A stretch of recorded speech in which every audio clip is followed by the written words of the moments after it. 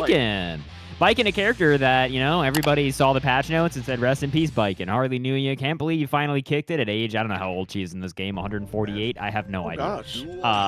But here we go. Getting on into it. Some samurai action. And it's round start 2S, a classic. Of course, gotta keep it honest here. A couple tatami mats, and Beyblade caught the jump. Not sure what we ended up trying to activate right there, but burst away. Nice match to avoid the BSU. Huge overextension.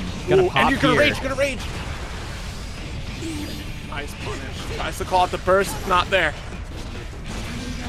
There we go. Way to continue that pressure here. Just keep the block stun going. Chipping away with the final tatami. Whoa. Whoa. Are we there? Zero, can you hear me? Yeah, I can hear you. Okay, apologies about that. Big round there from ZeroZZen. The unfortunate blood pop, that is what happens when you overextend it. Oh, wait, okay, speaking of overextended, what are we doing? Yeah, we got the tether set up. Nice left-right. Good lord. Guess again. Same side this time, but unfortunately going to get knocked low. Gonna go for 2P. Very cautious here from ZeroZZen. Got the BSU. Opportunity for Nazara. We're still not out of this yet. Aggressive YRC keeping this corner positioning. No, close slash. We can finish here almost. Oh, great guard cancel. Yep, that is certainly in favor of Nagoriyuki. Not going down here. My goodness, Nazara getting around by the skin of their teeth here. That was an aggressive Yo Johnson. You got to be careful doing that. So top to the backboard there. Does get throw punished. It's going to be a super through the wall. I got to say, Nazara is really tapping into that unhinged Nagoriyuki play that I haven't seen in a second. Yeah, you kind of get like a couple different styles, especially in this patch now. It's very interesting to see somebody float towards that level 3 and really got to edge towards that Blood Rage time and time again. Nazara at about 50%. Nice call out. Oh my goodness. On the Kabari, Nazara certainly ready for it here. Final interaction. Oh my god, the Beyblade into the YRC, and that's gonna be a dash up throw with the plus frames. Zero, you gotta make these mix-ups count. You gotta make these mix-ups count. Where's the burst? Don't try to bait it, but nothing for it. Oh, I'm shocked. I'm shocked they didn't burst bait that. You calls out the guard cancel, and unfortunately, there's no stopping the forward momentum of the Slash series from Nagoriyuki. Like, this is one character. Trying to guard cancel is almost just impossible to do because of how many options Nagoriyuki has right after a guard cancel to just be right in your face. From Slash series to Fukyo, even a drift forward. And we've seen some cases Wild Assault to just completely negate the guard cancel option. Yeah, and so, I mean, that was the deflect shield. It's just, it isn't that relevant against a man stepping at you with slash, and they assumed they would get pushed out of range and just a frame outside of it, right? Absolutely. Yeah, glad you agree there on that one here. So round start 2S. Nice little burst. Nice little DP with the 2P to interrupt. Got the jump back here, but trying to start a button. Maybe slash coming out here. Either way, 2H hitting the mark here for Zero.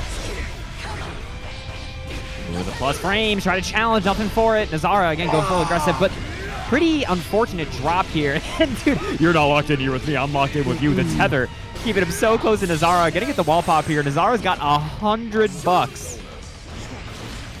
Ooh. Yeah, nothing for it. Dude, bad feeling. It's like, could I have spent the meter more aggressively? Could I have done anything there to try to use it? I think Zero is really trying to keep an eye out there for a YRC attempt, but, you know, it's unfortunate, Zero, when you get hit with 100 meter, you get hit like everyone else. Absolutely. Now we're actually going to put in some work here with that Blood Rage activation. Set it up with the tatami to keep you blocking. Just finish the job, Zero. That's all you need. Guard cancel, and you caught yourself overextended. Slash series going to find the mark. Nazara, we've seen before, able to close it out despite being at a life deficit. BSU. It's open season for these specials here from Nagoriyuki now. Another red RC. Right. These bites are so aggressive. I feel like Nazara could have potentially used the RC there to extend their pressure without committing to like the bite RC as being the extension, but Nazara is a bite gamer. They hungry. Certainly are, and I think some of that is because ZeroZZen opted for a single backdash, got a massive punish because of that attempt there. So Nazara decides, all right, I can still threaten BSU if you show me that you're willing to backdash again here. Yeah. No, you're not wrong. Flex shield doing absolutely nothing there. ZeroZZen getting bopped straight back into rage with the RC dash. Oh no! And the fight again! Guys, Nazara a little bit overextending. Gonna get the fast RC extension just enough to not kill, but I have no idea what they attempted to do there. It is always overwhelming to see Tatami coming at you alongside Baiken here. You're trying to get that quick interrupt. Maybe you're trying to go for DP here, but you don't have that invulnerable DP like some other characters. You just have a sword slash to the skies above. We'll see how it plays out in this third game here. And the back and forth has been strong, but I think Nazara is kind of really playing towards that final touch scenario here, which is going to be very tricky throughout the rest of the set, because ZeroZZen's offensive pressure is just very relentless right now. 5K dashing out of range, but then the Beyblade on in again with the bite.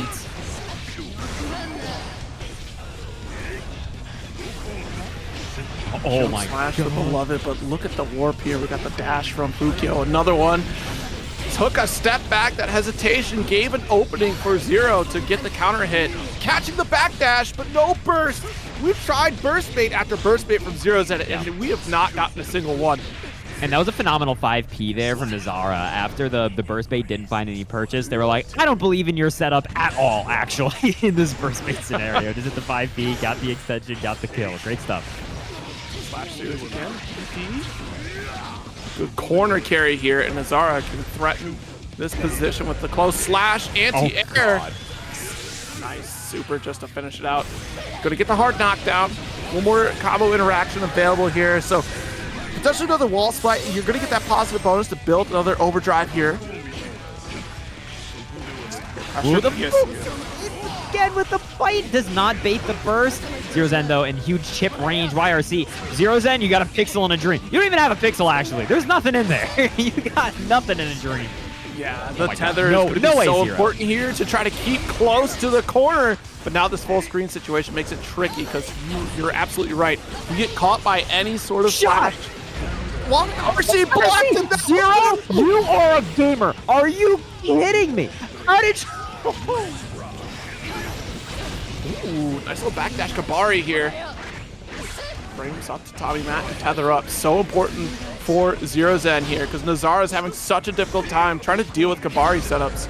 Ooh, unless you got a far slash available here for you. Good stuff. Big extension again, but I'm not gonna lie. After that last round, I'm not counting ZeroZZen out of nothing. It's true. I mean, you can't count either of these players out of nothing, because we've seen Nazara come back after 2 Blood Rage interactions in a single game. And now we've seen ZeroZZen come back with a single pixel. Massive opportunity here. Cross under there. Nazara does have burst still on deck. Wild Assault's gonna get checked immediately with the bite. Ow. That I see why we go for the. And I watched one. Sorry, I'll talk about it after this. We are getting back into the match. Let's see the score. It looks like they are just going to be playing it straight. It might have been a mutual disconnect, just a bit of a server burp. So I think they're just taking it from the top. Absolutely here. All right, so we got our lead set up here. ZeroZZen certainly trying to make this run through. Already spent that Wild Assault here to just keep bullying in the corner. Not a bad spend. Nazara likely going to save that burst unless you feel very confident in your next interaction. 6P going to get stuffed here by the 2S. Yeah, that was unfortunate. It's so rare that Baiken 2S 2H does not work, and now ZeroZZen going to get put to the wall here. That's going to be a pop from Nazara. Uh-oh. Oh, wait! They're going to have the meter here. Going to be able to do baseball swing? Oh, no! The slide's down the wall. No! Oh, no! Oh, you were right there, Nazara! Are you kidding me? Oh, so unfortunate there, Nazara. That, I don't know if that would have killed, but it would have been darn close. Golly. And that's the best spot to get a Blood Rage, right? Like, you have the splat, so you have time to recover, still challenged in the corner. You have meter available, and yet still unable to finish the job, but ZeroZZen not leaving it to chance on this game in particular. 2-all in the set. 2 up on each, and that's got to be a little frustrating there for Nazara. Got a little bit run over in the round after that, which is not unsurprising, given, you know, the mental state is easy to get in after a drop like that. Can be quite devastating. But we are now tied up 2 apiece in the Battle of the Samurais. Right, right, so let's not let this weigh on you for much longer than what that moment was, right? One Guilty Gear session happened. That's it. It's in the past. But Kabari round start for ZeroZZen. Nice. Got her tether. Oh my god, again. Who's locked in here? Is it me or you? Late Tatami ZeroZZen while rising. Got that stagger. Please do not add while rising terminology to Guilty Gear. That's going to make everyone confused. Well, I mean, that's what you're doing. You're going upward. Not wrong. The Berserker slash there totally missing and then just winding up being plus on whip. Nazara going, you got to go a little ham now. Maybe try to get a bite in. They do, and they are definitely punished for it. That was good at the heads-up play there for Zero because they had to get that bite in order to try to get the momentum in order to actually see the victory there. Zero now on a match point here against Nazara. This has been a long one. Yeah, I mean, honestly, Zero did an excellent job in that corner interaction to go for the backdash. We've been seeing that time and time again in these situations, but just kept it jailed out with the jump beat. Massive amount of damage for the shatter. 2S, and a little bit too far for that 2H to not connect here. Oh, under the dust, and he gets hit by the second hit of the DP. Put into the wall, very close to a break, and YRC here. Nazara so close to popping, but not quite. The flex shield misses, but then they get the bar slash, and then the backdash again. They were feeling a bite in their bones, but it didn't come, and there it is in the RC. We're going down a double Luigi Zero. That was a very interesting interaction there. I don't know if you saw it. The quick little flipper out because Nazara, unfortunately, went a bit too far in the Fukyo, and it didn't end up being a blunder for them. They just had to reset the neutral. What a punish here on that guard cancel.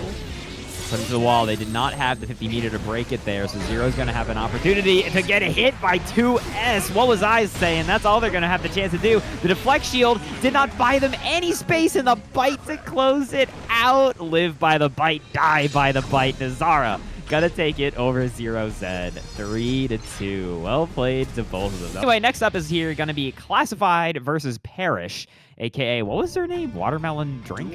I'm with it. Watermelon soda. Watermelon soda. It's Classified. I'm with it. I like watermelon soda. But it's going to be Geo Axel here. A matchup that Axel players, I think, have not been known to be very fond of because Geo kind of moves at you in a straight line. Yep. Tries to beat you to death. Yeah, she'll move at you in a straight line. She can low profile. Well, sort of low profile, right? Her dash just kind of ducks under the 5P from Axel. And once she gets in, you got to course correct that. Nice with the 2H. You can jump and actually extend further. Already got the shatter. Good stuff here.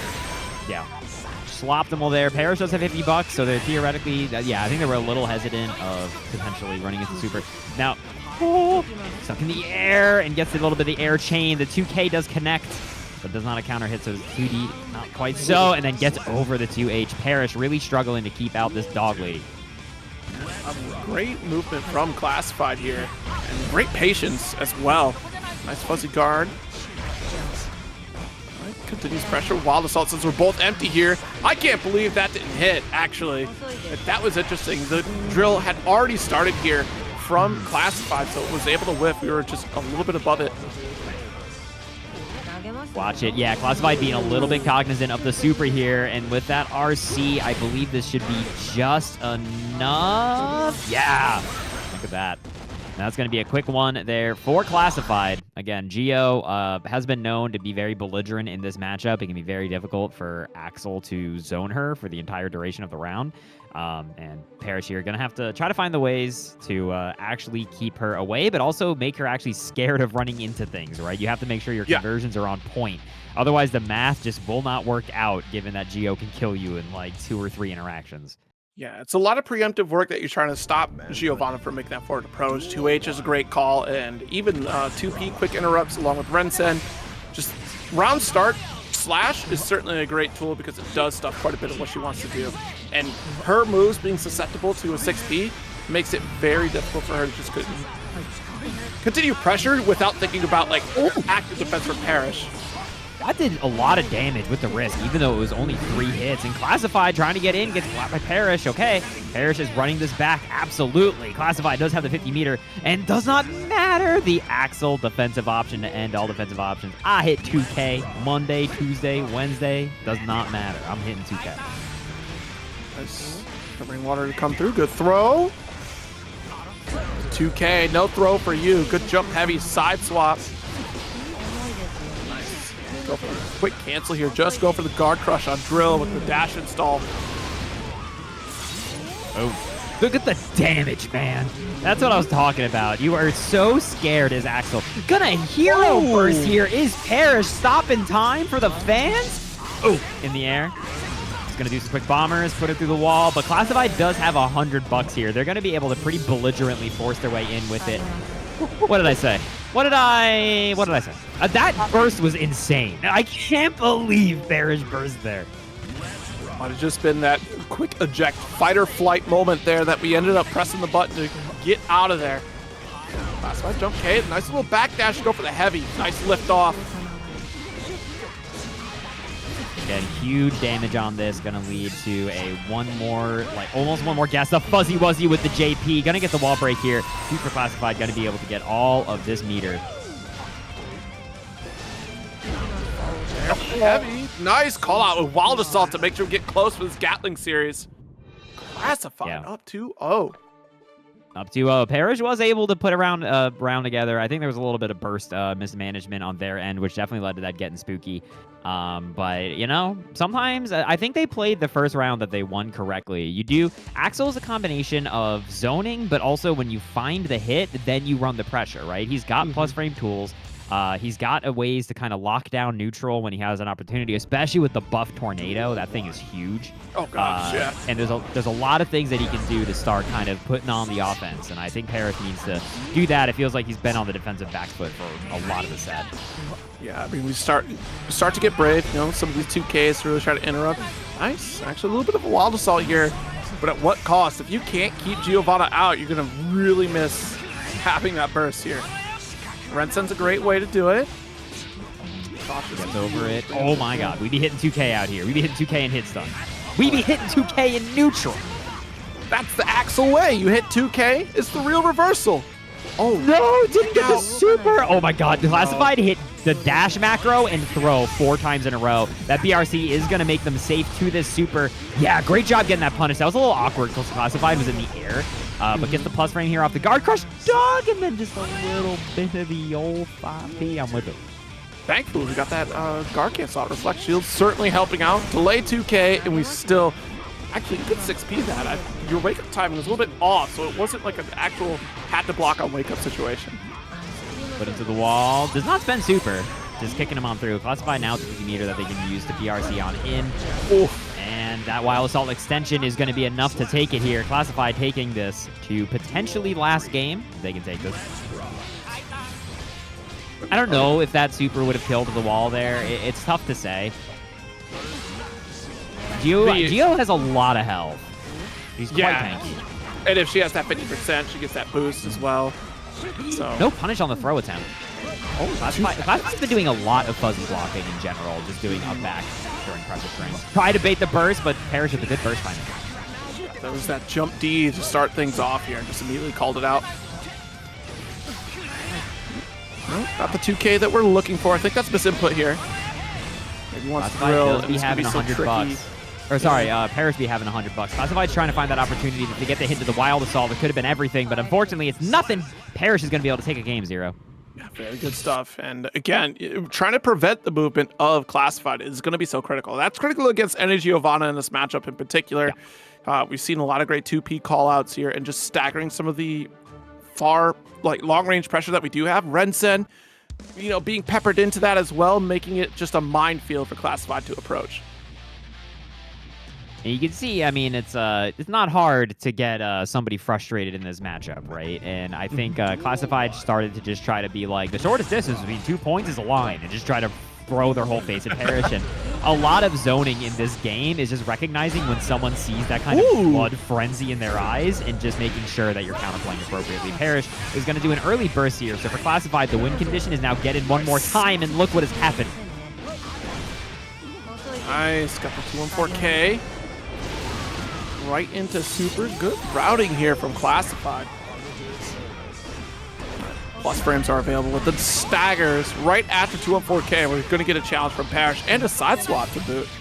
Oh, try to do a PRC on Wake Up, but not quite enough. Going to get hit by Parish through the wall. The PRC forward, the 5P is in time and gets the close slash as an extension. Should go all the way to the wall here. Not quite. Parish. No! Shield gets punished, and the OTG is going to clean it up. Oh, they had all the meter in France, and it didn't matter. Classified, about to get their burst gauge back. So looking a little better than what Parish is, but Parish still building up a little bit of a lead here. Big air throw.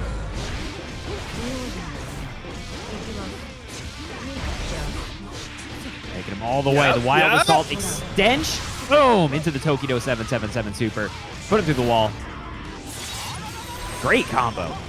That was a sick combo. Like, great course correction here. And also, look at the positive bonus that you're getting for that. So you're going to build back up on that burst gauge you just spent to carry it over there. Well worth it. Yeah, and just on top of Parish, could not find the opportunity to get out. If I was a betting man, I would say that's Anji. Definitely a character who you see represented quite a bit nowadays. Yeah, this character certainly has seen a lot of love over time, and I think this character really is, getting some additional stocks. We've seen Eddventure opt for this character. Of course, MacMens, the seminal Anji player for sure in Guilty Gear Strive. But this overhead. All right, so MFCR already stripping away a burst away from Scissors. Cut that off the table. Big jump in there. And I've talked about this a lot, how this patch, it does feel like, oh my god, they're just doing it. It does feel like they hit Leo in particular as pretty hard with the DP nerf, right? What? A lot of, oh my god, what a crazy PRC back through the wall. A lot of what Leo wants to do in neutral in this game hinged on just like, if he has 50 meter, he's going to do dash up DP, and that's really difficult to deal with. And that's just not an option he can really willy-nilly throw out. He has to be a lot more strategic with when he DPs. So it does change how he has to play in neutral quite a bit. Yeah, it's not even just Leo. It's anybody that had that type of DP opportunity here. Wow, very fortunate to get that 5K to connect, because if it didn't, you're going to get caught by the tweet from Anji with Scissors with the Ko out. I'm trying to carry right back to the west side of the screen with this RC. Man, full all the way Space Ghost coast to coast. And the DP on Wake Up. MFCR did not believe in your setup for a second. Overhead, the plus frames. The deflect shield, get away from me. Phenomenal deflect field. And then the dash in duty. We've seen the story a million times. Take him to the wall. Ba-boom. Anji's a gutsy boy, though. Touch scenario. You don't have to close the gap whatsoever. PRC should have given you an opportunity, but didn't have a charge. Didn't have the wherewithal to come in with an anti-air. But that charge was still being held for this final flash kick for the first game. You know, I'm impressed with how strategic those flash kicks were, because you can't mash flash kick. You gotta know when you're gonna be like out of block zone. And they were like, I don't believe in any of this pressure. So true. MFCR up one. Certainly got to be far more brave here, even if you have resources available. Like, you got to know within your heart of hearts going to make that connection in this version of the game. And yeah, so we'll see if there's any, left-right potential here from Leo. I think MFCR sticking with this game plan, right, of being right in the face of Scissors, giving no quarter. And look at this, already has this fireball here to trade out with Butterfly again. That was well played from the both of them to just kind of back off in that situation, because it gets real funky. Oh, gets the throw on the Berserker Slash. That was both. Whoa! What just happened? What a... So sick. Yo, that was a MFCR is locked anime in. fight. He dashed up to avoid the butterfly, jumped backdash to avoid the throw, and then try to challenge right after with PRC. But that was crazy for MFCR. Actions per minute are going off the charts, just like the back flash kicks being punished. Dude, MFCR is flash kicking with the best of them. Guile players would blush. Putting through the wall. Ton of damage on that. Again, Leo also being a pretty...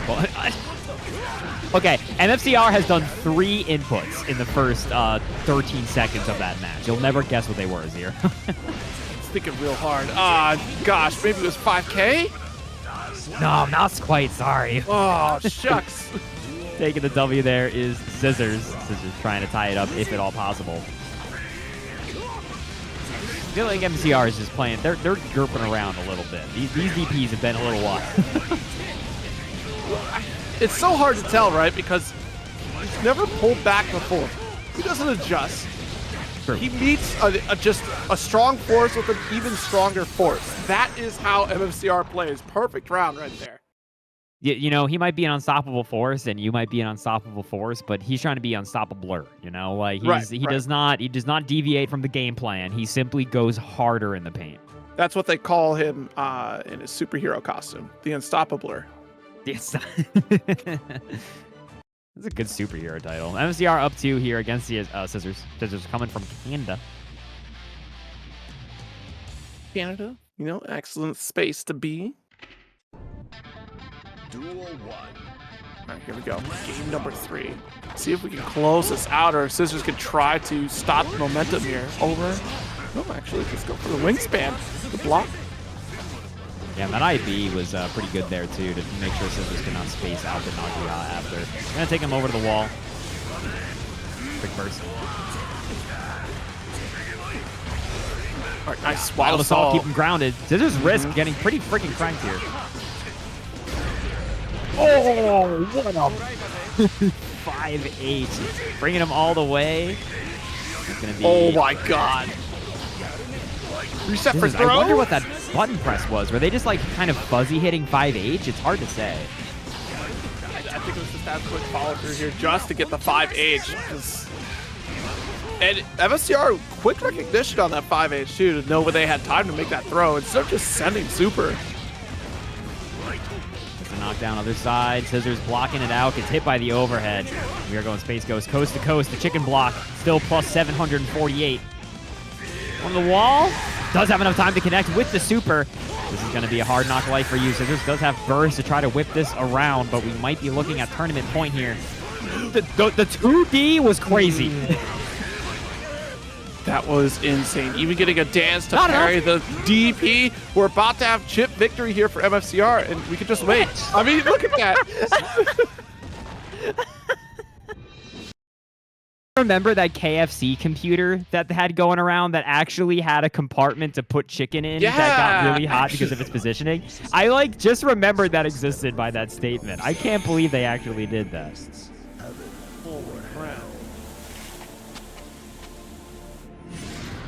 Whoa, we're not skipping the intros. We're letting the Kino rock. Well, it's Albert Wesker pulling up to the screen. Are you going to disrespect Albert Wesker? Just saying, it kind of looked like Albert Wesker without the hat on. You know? Damn, cold line from Johnny. Johnny don't respect nobody. This guy's like the king of France or something. You just tell him no. That's going to be an earlier start from MjKurase. Just dishing in. Again, one of the biggest buffs that Johnny got is an improvement to his mobility. I think his dash got reduced by, what, a total of like 4 frames or so? It's significant. He is so much faster on the ground, and that is going to be an instant overhead. What's this guy's name? Jack, can you remind me what this dude's name is? Albert Wesker. Said it before we started. It's just literally Albert J. Wesker. That's a big back throw, Scambolini. Scambolini, Dragon install. Yes! We have installed! We have installed. That's going to be a YRC immediately, Dragon install. A tough spot. Scambolini just smashing close slash. Now that's a gamer's play. Hold up, hold up. MjKurase, the IDFD, saving their bacon a little bit, but Scambolini staying in. Ooh. Nice draw there, actually. Go for MjKurase to close that out. Got a, what is a Foudre arc of my own? That was so... Yeah. I never did the same name. Gonna get hit out of the 6K there. An early burst from Kurase. Using the burst there a little bit painful. Johnny, a character who benefits so much from Wild Assault extensions. I mean, MjKurase certainly was showcasing that even before this patch in particular. Yeah. Our draw set up here. No escape. Gonna get that misfire in here. Fine. Oh no! Walks into the jump back JS. It's a Street Fighter button, dude. Look at the guard crush time and time again. All these misfires. Good luck trying to get out of this pressure. Nice tech. Actually, that saved your life there, Scambolini. You didn't have to wish him luck. That was commentator's blessing. Got out of the pressure, easy peasy. Scambolini keeping the shock state on. MjKurase does have $100 in order to run some sort of mix. The guard crush. They get opened up low. Slash, another draw. What a that was a very brave challenge there from the 2P off Scambolini. But chances make champions here. Dashing away, nice 6P. Nice. Dude, that 6P was out 15 years ago. That was my dad's 6P. Oh, word. That's aged well. Nice Swamp Salt. Do that pressure again. 6K and still. Oh, okay. Smart stuff here. Scambolini 6Ping to avoid Misfiner. Yeah, the melee spot dodge.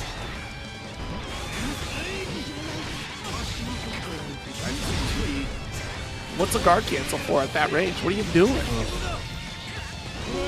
And that's going to be a big the deflect shield actually did do quite a bit of work. It did shoot MjKurase across the entire screen.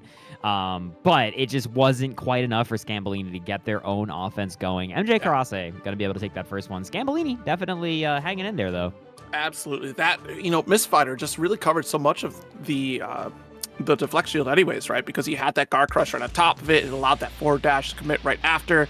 Like, that is the unfortunate crux of the situation there on guard cancels like that, especially when you don't recognize that Kurase had a card right on top of it. Yeah, exactly. Gonna lead to a not as plus of a situation as you'd like. Basically, it's just running it there. Scambolini doing a little bit of the Kai Gambit, the round start 6P. Kurase shittying. Oh, there was no hurt box there, friend. Sorry, little brother. I'm just gonna have to remember what my name is real quick. Oh, what was that little thing? Oh, yeah. Going through the wall. Down scenario here. Got the jump in again. No card this time. Trying to see if we got like that Fujiwara coming through. We know that Scambolini likes to go for that reversal to try to close that gap. Nice delay. Huge hit. Scambolini, yeah, not giving him the burst. Hanging on to it for sure.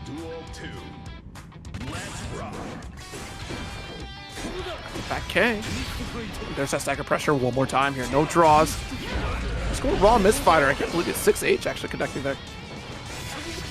Yeah, it's funny. Two characters with the longest swords. And they were just like flailing and not hitting each other for a little bit. The flex shield gonna work out that time for Scambolini. Does not get donked by the guard crush.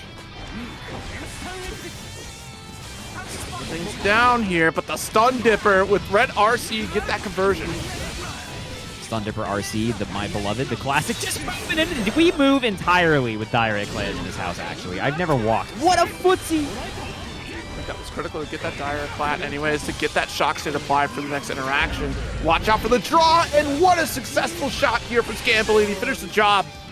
Nice. Yeah, just fell directly on top of the slash. That thing is active forever, Kai Far slash. You cannot underestimate how long that thing is a hitbox. Man, gets the big hit. Dude, again, the Fuzis here, they've got big swords just swinging them like a mid-screen. I mean, it's crazy. We mess with our jump arc there with the jump dust and goes for slash on the opposite side once we get the flip. But now MjKurase returning the favor. Gonna hit him a little bit again with the That's My Name. Put it through the wall.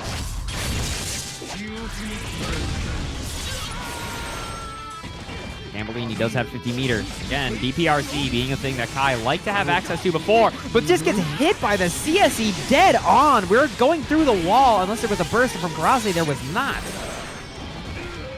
Interesting. I mean, all of that because we were committed to the Misfighter stance there. SPRC, nothing coming out from Scambolini, though. We're very locked in for defense. Oh, Scambolini just doing super RC to avoid the situation. I'm with it. Gets the scoop. More at 11.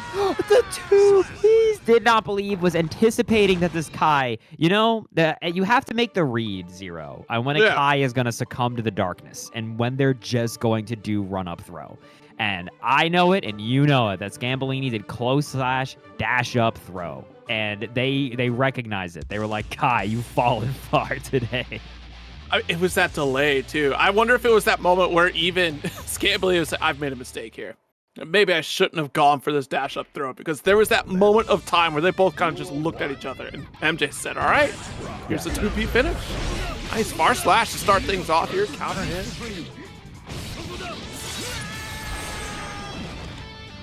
50% already down. The 6H, I'll wake up. My goodness.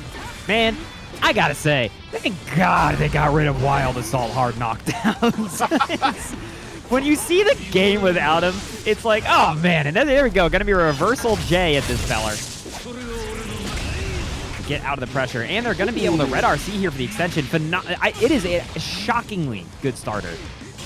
Oh, the 6K gonna snipe out with the card, not in range, but the 6P not gonna do you any favors. The card gonna catch.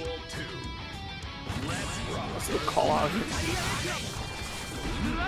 All right, Fujari Arc, but still the 2P always threatening. And since we didn't have Shock State, we're able to threaten after that Fujari Arc. Look at the step back, miss, finer low. Wow. Dashing all the way away from the card is intimidating because you kind of assume a Johnny's going to hang back near it to try to take advantage of it in some way. Yeah, that's true. Oh, the second hit of the Stun Dipper, it's so big.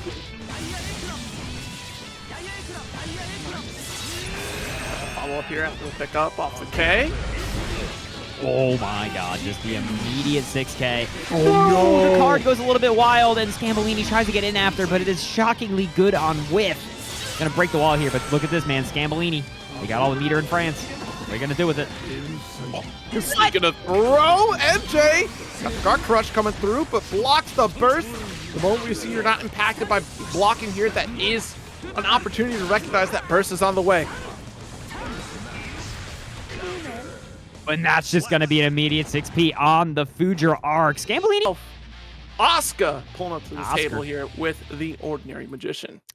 Matchups like this definitely got a little bit less volatile with Goldlewis's White Wild Assault not being plus on block. That is huge. White Wild Assault still very good for making a read that they're going for some sort of projectile and blasting on through. But it's not quite the darned if you do, darned if you don't move, right? Right. There is genuinely times where it does work. Great 2P to check the teleport there. Phenomenal reactions from Cheryo. Yeah, very quick reversal option here from Goldlewis. The shotgun blast does not stop the drone. Sorry, fam. No. That drone is still coming. That drone is not giving an iota. Oh my god, the chip racking up. Ordinary Magician. They are out of mana, so this is hurting just that much more. But Ande going to give you some support into that mana pool with the $15 contribution. Thank you so very much. Gosh, aren't they? Very kind to you. Nice block of the overhead. Much a cube. Let's keep the slow burn going. We just got that mana back in the nick of time here with an excellent draw on cards. Had to push away with the shotgun blast. Watch out for laser. But we got the shot here and throw. I thought Goldlewis got thrown, but it was the other way around. RC coming out.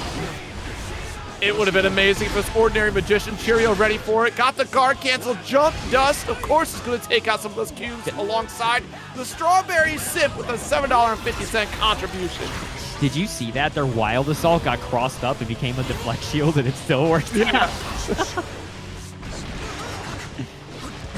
Interaction here, got the backdash, and ended up throwing out that 2P just to rid themselves of a single cube. The active defense here from Cheryo is so important.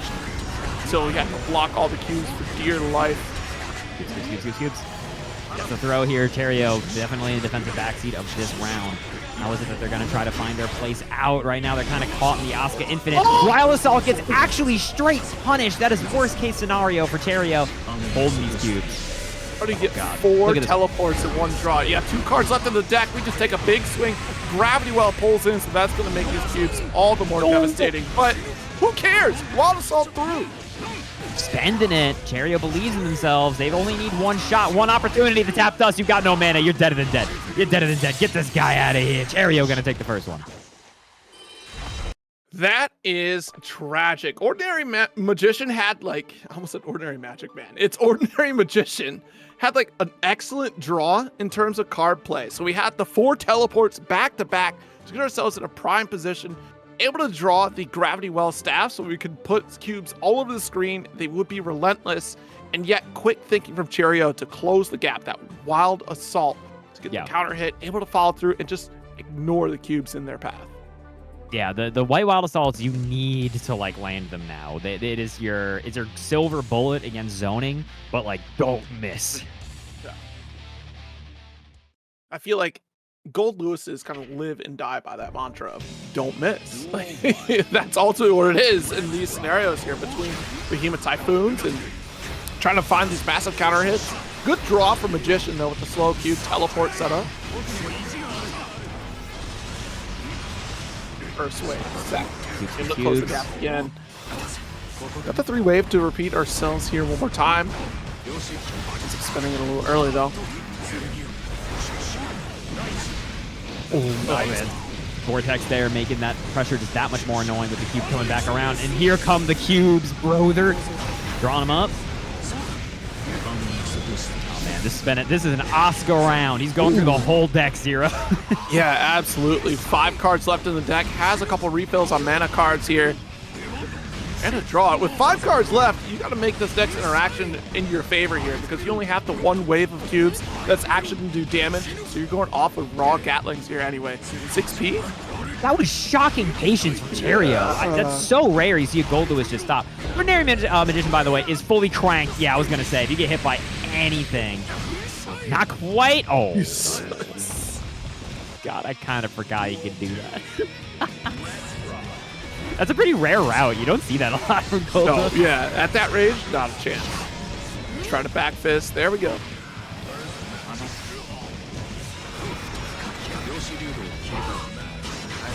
Backdashes away. Slow cube. Just get a couple draws here. Needs the room and does succeed with an overhead. That overhead gives you opportunity for another full draw on super. Yeah, got the full draw up. The pressure tight. Cheryo again. Cheryo's playstyle here has really just been weather the storm, find your opportunity, take it, and then just try to run with it. Just try to one-shot them with Goldlewis. There we go, the Wild Assault, but it is blocked, and so that means it is not Cheryo's turn. You see how disastrous that is for Cheryo. I know it's easy to underestimate how big of a difference it can be between a move being plus and minus, but you saw there Cheryo was like, darn it, now I have to block, and instantly lost for it. Good FDs. Guard Crush, though. Opportunity to... Ooh, actually finds one. That neutral jump, but a backdash here from Cheryo. Great active defense. Able to sneak in that throw. Oh, huge opening here from Cheryo. Ordinary Magician down a ton of mana. Definitely makes this really scary to block these. Gonna run out if they block like one more Behemoth. Keeping him on the ground. Yeah. Really trying to work for it here. No that's tension it. No more mana on deck. These guard crushes are hurting so bad. Wow. Very smart play here from Cheryo, right? Because we were being relentless on that mana gauge. We knew we didn't have a reversal opportunity there. We knew we were whittling away at that tension gauge. And the moment that Ordinary Magician ran out, Cheryo still kept that offense going to try to whittle away even more health from Ordinary Magician. Yeah, it's once you're out of mana against Goldlewis in the corner, it's pretty scary. I can't think of more fighting game scenarios that will lead to you dying instantaneously. I mean, even being out of tension, just meter alone is so scary against Goldlewis because you have no additional defense. You take that chip damage. Nice overhead, though. 4-7. Loading it up. Oh! What a skyfish! I get to meet one who can outsmart boosts. Just going through all this fancy man's trick. No kidding. And I think we tried to get some extra airtime from Ordinary Magician and just did not succeed. Skyfish, another one. Couple teleports and get no opportunity to spend. Run up, full screen throw. The Shadow Wizard Money Gang does not respect the Glicky. They are not ready for it. They're like, dang, I should have researched that one. What am I doing with all these cards? Oh, didn't kill. Who do you think you are, Gambit? You just out here throwing stuff? That's what you do? Literally no life here on Ordinary Magician. You're gonna get opened up with the 2K. Cheryo is blasting him. 2-0 right now. Cheryo one round away from taking this over Ordinary Magician, who very, very strong Asuka player. Just gonna sit in that first test case here. Normally been sitting in 3 for the whole time, so surprised to get that first one out. If he draws, teleport, what a 2P. Yeah, that's the second teleport that Cheryo is just completely denied as an option. Ordinary Magician has literally no burst in their name right now. Yeah. This is a pretty miserable situation. Their tension is getting devoured trying to FD this. What a 2D. What a Hail Mary that unfortunately didn't pan out at all. Just barely any mana left for Ordinary Magician. Just what do we do? 6P clashes, but the RC available for Cheryo to get the dash up 2P. Yeah, disastrous that they were able to capitalize there off of that clash. The deflect shield keeping them just barely alive. Then Ordinary Magician just gonna get donked on the head by a couple of behemoths. Man, no resources. Opportunity in this matchup alone just because of counter hit potential, so Badguy damage output. But of course, that guts gauge kicking in for Anji is certainly going to be helpful. I do like the offensive pressure, the set play that Eddventure will be able to implement here. You know, plenty of fan opportunities, even bird setups here. Even already getting that initial knockdown off of Fujin series.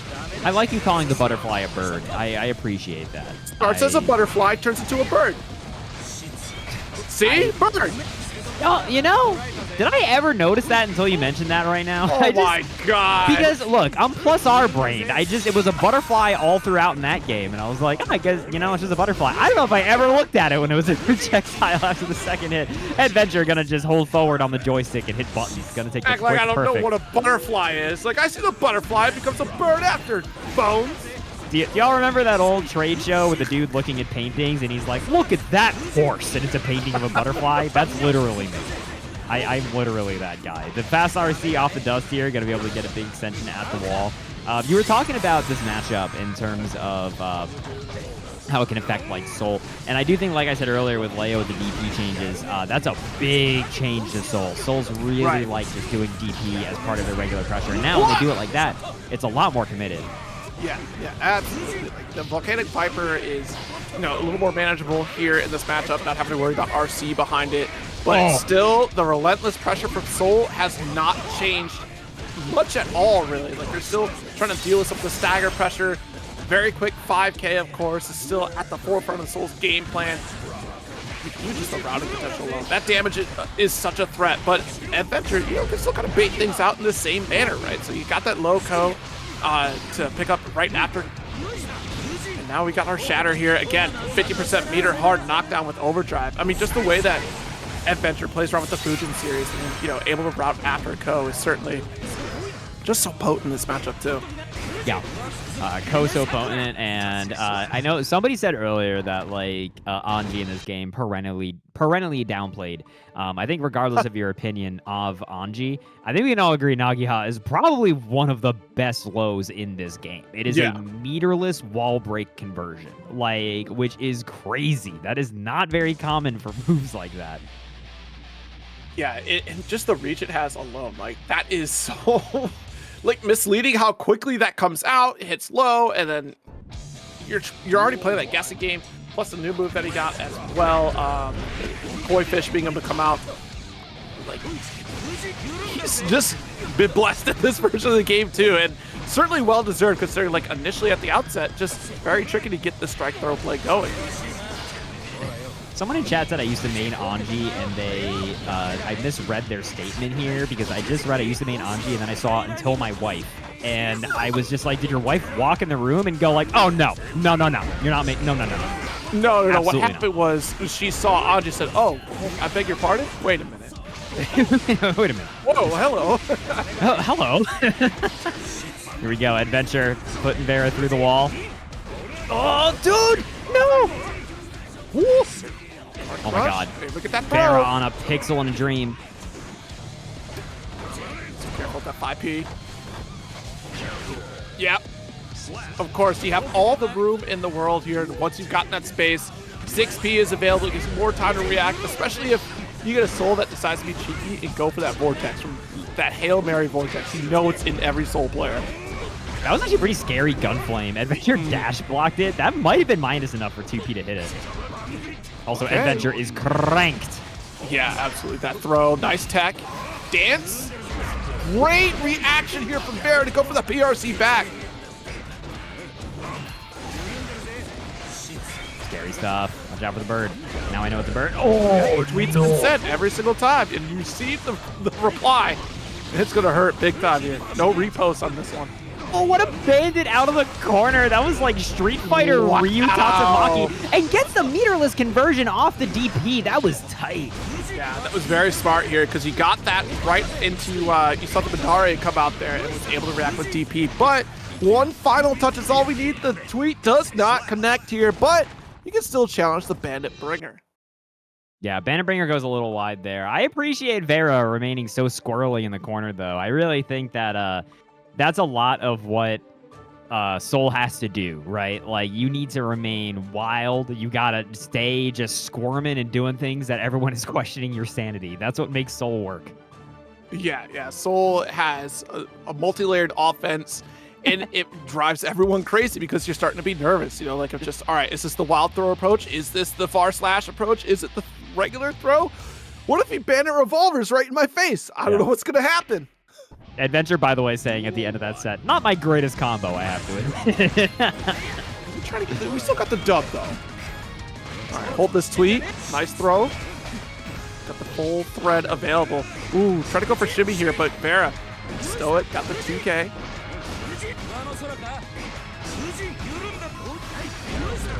Oh, God! Gets the big H. Woo! Tosses fan right above the 6S from Vera.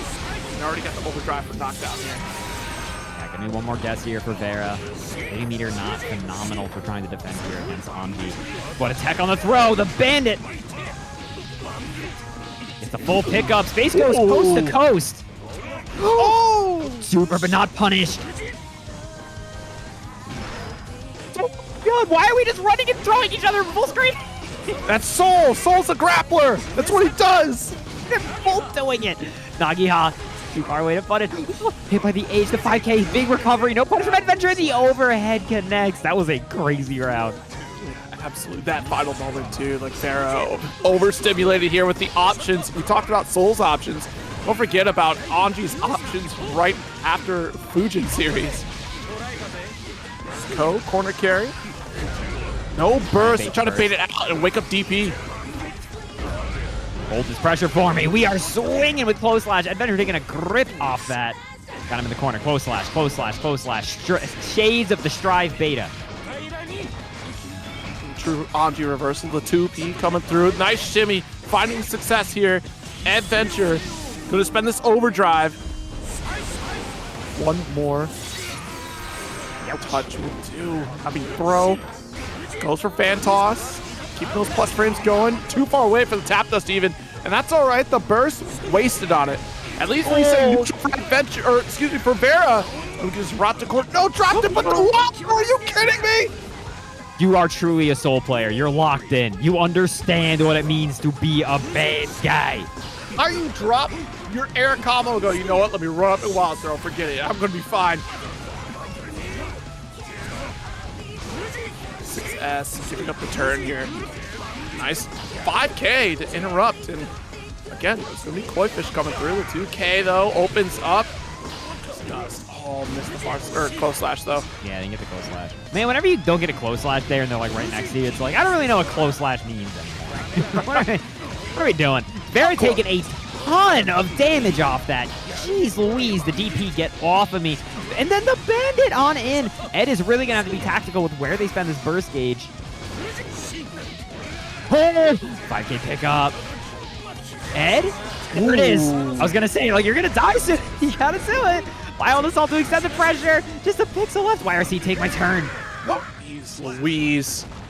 All right, yes. Nice little cleanup there from Vera. I mean, that was looking a little scary because we got that far slash as opposed to the close slash from Soul there. And that was the unfortunate drop, right? Where it should have been close to seal the deal, get that wall splat. But even that second interaction, right? Like you said, about to die off the 2K. Could have been that clean hit, Volcanic Viper. Fortunately, Ed opted for burst. But even Vera was kind of reading that burst like, you're going to do it here, right? Like, you have to. You say clean in response to that round? Bro, I'm a big fan of how Vera's playing, but they are going ham. I don't know. They won with jump back bandit bringer.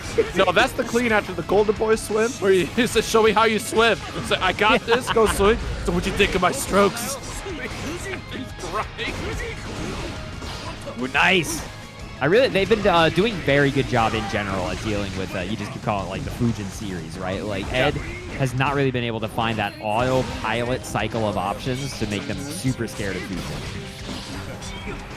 All right, good block on the tweet here. Tap dust. Oh, you're already standing, so we tried to challenge here. Button him through, but they're going to have an opportunity. Ed probably now a little bit scared to just go for Butterfly because of how much they've represented DPing after Butterfly and how much it's worked. Ed is really going to have to like restructure their pressure, try to get around that. The Kara Nagiha from full screen. It's Thundipper. I'm telling you, this guy is actually the king of France in a mustache. Because even if you block it, you're going to be okay, right? You still get the nice. That was a beautiful guard cancel. just in the nick of time here. Vault rather to get out, and we keep things in the mid screen here so we don't get a free approach from Vera after sending up Butterfly. Nice. Co-carry here. Look at that shatter. No hard knockdown though, just outside the range of that 50%. Oh my god, the stanky like a round start, and they're going ham with the meter here, and the tap dust is gonna be enough to take it home for Eddventure. 3-1 there over Vera, bro. And then, all right, I can't RC off DP anymore. I don't know. I think he's still doing all right, folks. Well, speaking of being all right, here comes Anji yet again, going up here against Walter on the Millia. Got 3 Anjis, and obviously MacMens, creme de la creme when it comes to Anjis, has certainly, you know, put Anji on the map. And, you know, we could probably say inspired other Anji players, right? I think so. I think that's valid. I think that's fair. Oh, man. But speaking of also, like, Walter, longtime Millia player. Yeah.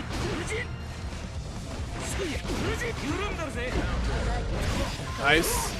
Wait, no, DPRC? Yeah, for those of you who maybe didn't know, the biggest difference in the last patch, they just made it so you actually cannot DP, or you cannot RC invincible, like, DPs anymore. Straight up just can't. They just, like, removed it as a feature across the board.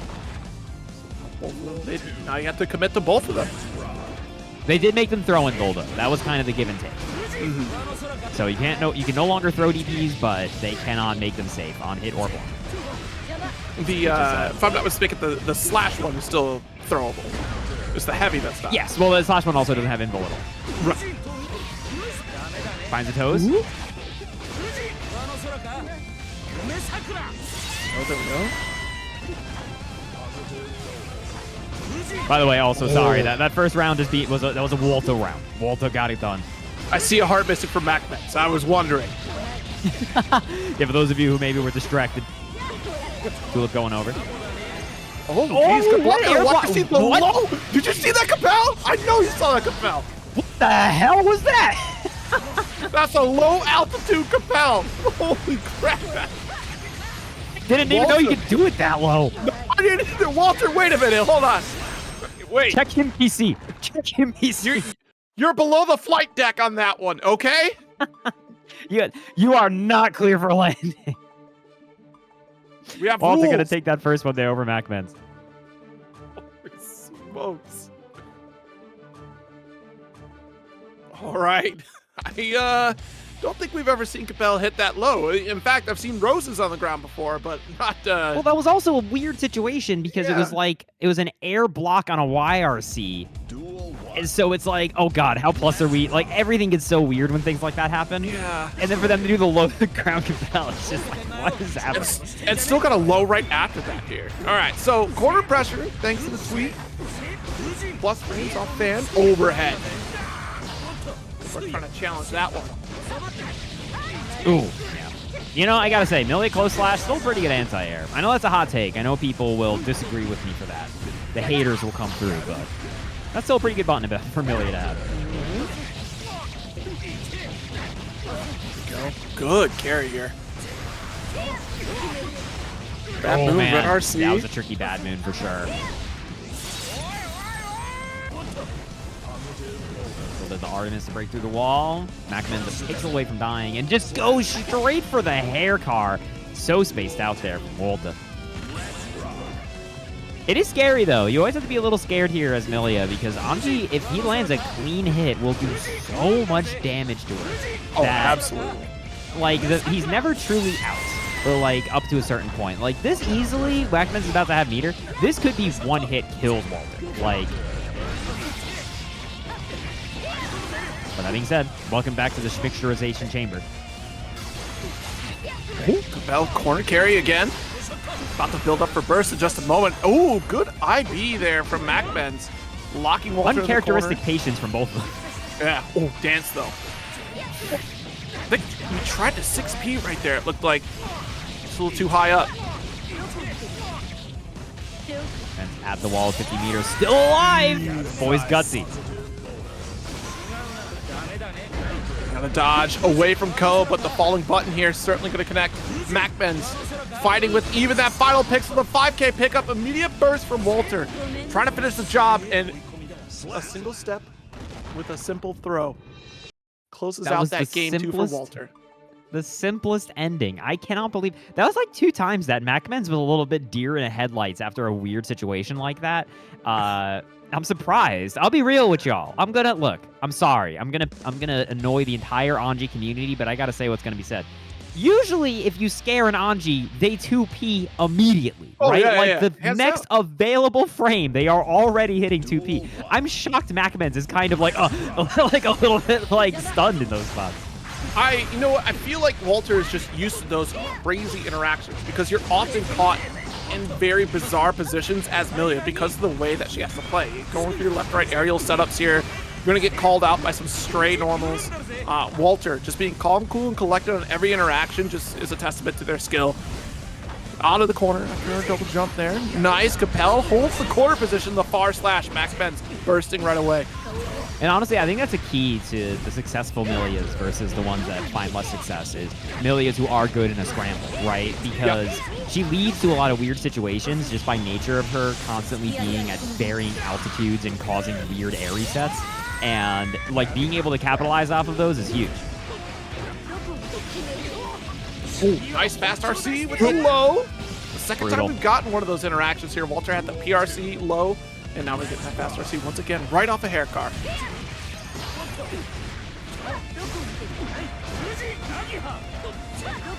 Slow. I like the dash up 2K there to take space back after the Nagiha. Yeah, maintaining that corner control is going to be so important. You don't want the escape to happen. But 6P is certainly going to get plenty of corner carry for MacMens here.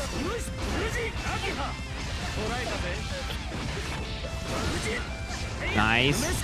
Put him on through.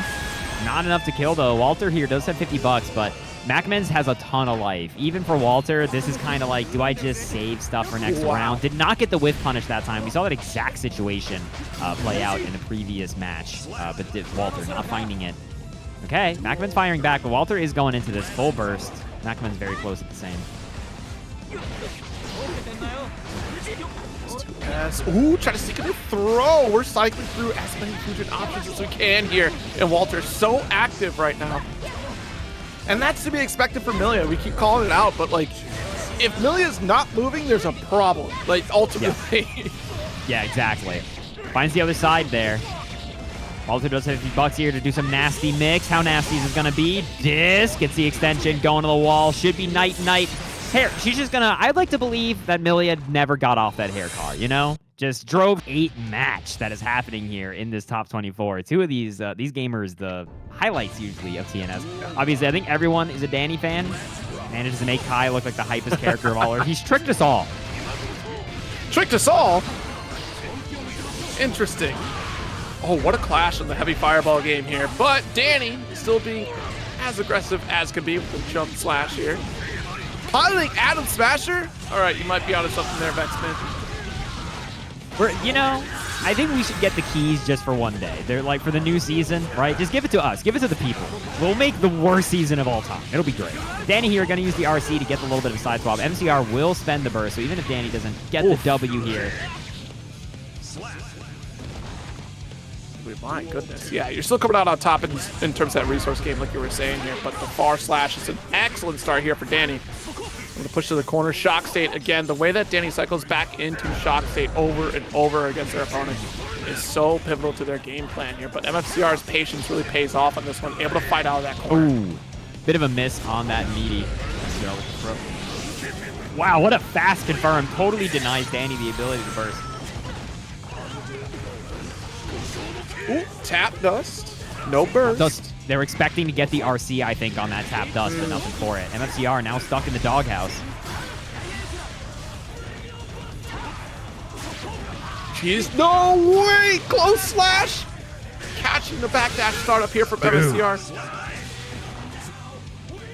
Putting him through it. Is Dany still using the cosmetic mod? Looking at their stream, I don't think they are. Looks like they're playing pretty vanilla. Mivala with the $10 contribution. Thank you so very much. Take what is rightfully yours, Johnny Bros. Daddy Bros, it's time to reach out for what is rightfully yours. Yeah, this is a top 8 qualifier, by the way. Big IB on the Future Art, but he's still plus, and yeah, had all the time in the world to block that burst. This is the worst, putting him through the wall. MFCR does have 50 meter, but again, that kind of hits different nowadays when he can't just do DPRC and be safe. MFCR just trying to do dash up. I don't even know what. It gets clipped. Karnov in the next season? Now we're talking. What character from Kusoge are we putting in this game? We're trying to put real characters in this video game. I want the worst characters in this game. Give me Tetsuya Togi. From what? From Fighter Maker. you're truly speaking of ancient hieroglyphics now. But Danny's going to take that first one there. One up on the board here against MFCR. U13? No. We don't need to. Well, hold on. Now, hold on. Right, it's all fun and games until someone brings up U13. Oh, huge hit there. That's the second time we've seen someone just unfortunately run directly into a CSC. Ow. Man, those fast confirms into the stun edge super do so much damage. Look at this. The way that Nazara is still spending these fast RCs to keep the relentless offense going. A perfect round. Not only that, but the way that Dany spends first gauge for Wild Assault too. Just, we get that simple confirm, make sure we get our first push to the corner, and short and simple. Yeah. Just to make Dany sure was the message expecting is a burst there. there. Yeah, exactly. We kept it short, got the shock state just to wait for that burst. Big opening here for MFCR. Going to be able to break the wall with the super, so I was going to be able to run the Oki on Dany with it. Oh my god. You see that damage though? The Damai. Got the close slash too far for guard point. Yo. That FD ate MFCR alive, man. That really nullified that pressure. Oh, the stun edge just went at a weird angle. Even MFCR didn't know what to do about it. He was like, is that going to hit me? Too tall. Red RC. Just turbulence. Not going to be enough.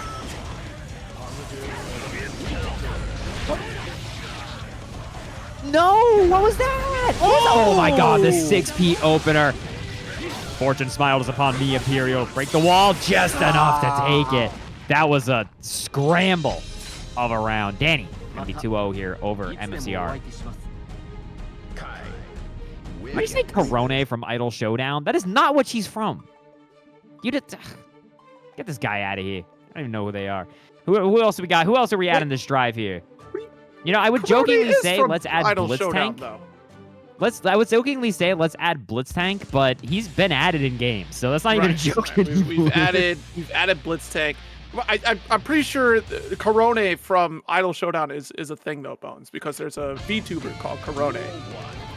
I'm going to hit the emergency button to launch my co-commentator into space, if that's okay with everybody. I'm just letting you know the information that's been given to me. I didn't know I was commentating with Jatsu over here. Okay. I'm passing the info. I'm trying to inform. Nice to hit here. Man, just hitting DP out of hit stun. Oh no! Speaking of DP and hit stun. All right. Nice 6P, no escape there. So you try to go for jump dust. Not gonna work out here. Boom.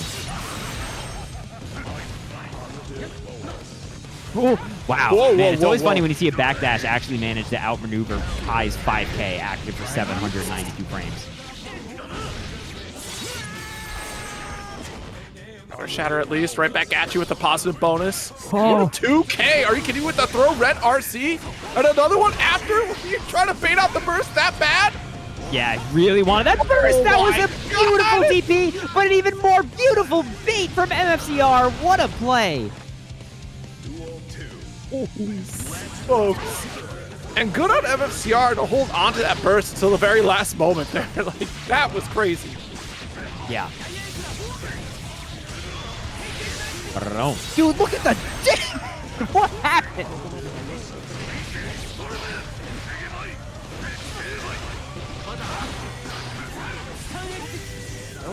Locked in the corner here. Look, there's no escape. Far slash will poke you right back into the corner.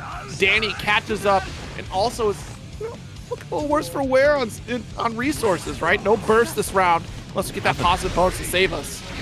Yeah, nothing on deck right now. But Dany on tournament point. Ooh. Flipped out the air, but not. This isn't too bad if you're Dany. I mean, obviously him getting positive is awful, but like at least it's not a hard knockdown. You've got an opportunity. Still had time to 6P there. MFCR attempting to approach with the fireballs. Oh, the 2D still gets clipped. That is a lucky break from Dany, but you know, fate cannot smile upon you twice in a row. Lightning never strikes twice. That does RC finish the job. Boom. Putting them through. For the record, the only reason J2 caught a stray there is because we're both Jersey guys, that we enter a pact where we're allowed to make fun of each other forever. Please understand. Jerseyans do that, huh? Yeah. It's a known rule. Oh, okay, cool. I'm Like learning about the East Coast Whenever you hear someone today. say Jersey sucks, that's because they're from Jersey. And then if anyone else says it. Yeah, then we're like, hey, we've got like Wawa. And then we, quiet down a little bit. 2-1 right now. Jesus. Yeah, nice little call out here on the dash up. Definitely looking at that close slash throw. Couple 2Ps. Interrupt the pressure from Dany. And that back turn stance, such a threat. Oh, disastrous. MFCR has been good at calling out these DPs. Yeah, Dany really has not had a lot of successful ones. MFCR also has not been DPing all that much. Gets the quick little toe tap and confirm into the super wall break. Life basically evened up here, but Dany, the obvious and momentum. Wow. What an IB and a punish. Beautiful Wow. from MFCR. That is textbook. I'm surprised, too, that 2K being able to connect against Dany here. Not quite getting our kill. We do have the meter. I'm surprised. Did we just get meter for that hit? Oh, you can't do that anymore. I think he expected it to chip, but not quite enough. Gets the burst. Oh, you have to be... What the fuck? He's still alive. Dude, the RC drift up is crazy. That was so good. Dash up 2D. What a play here from MFCR to stay alive. Crazy. 5S finds purchase. The Wild Assault extension. Going to be able to break the wall here and get themselves an early positive, which is great for Dany. Going to be able to get back a ton of burst.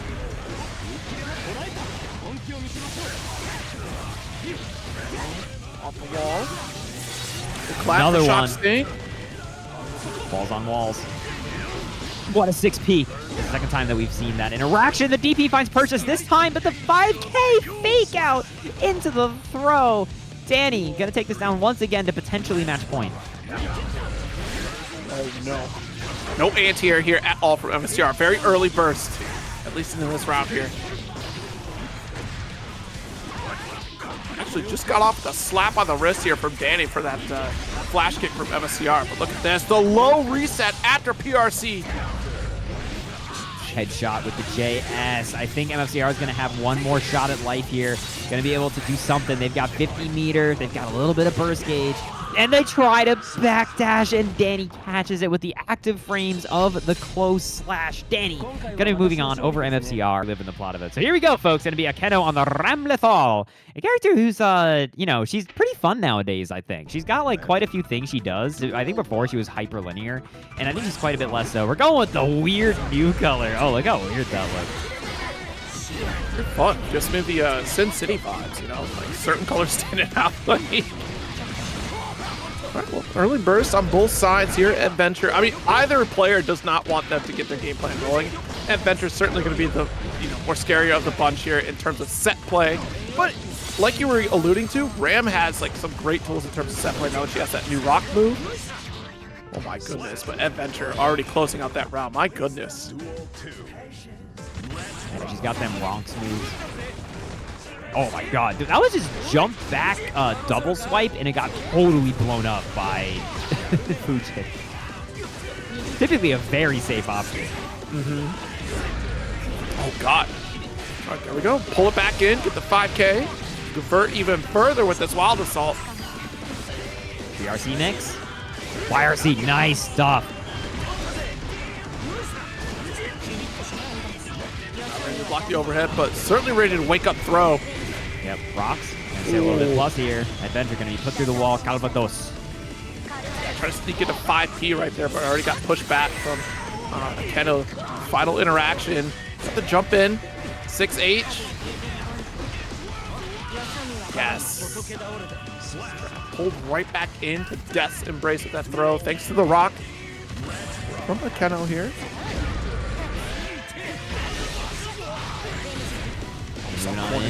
Classic Ram combo. Nothing to see here. Moving along, getting to the wall.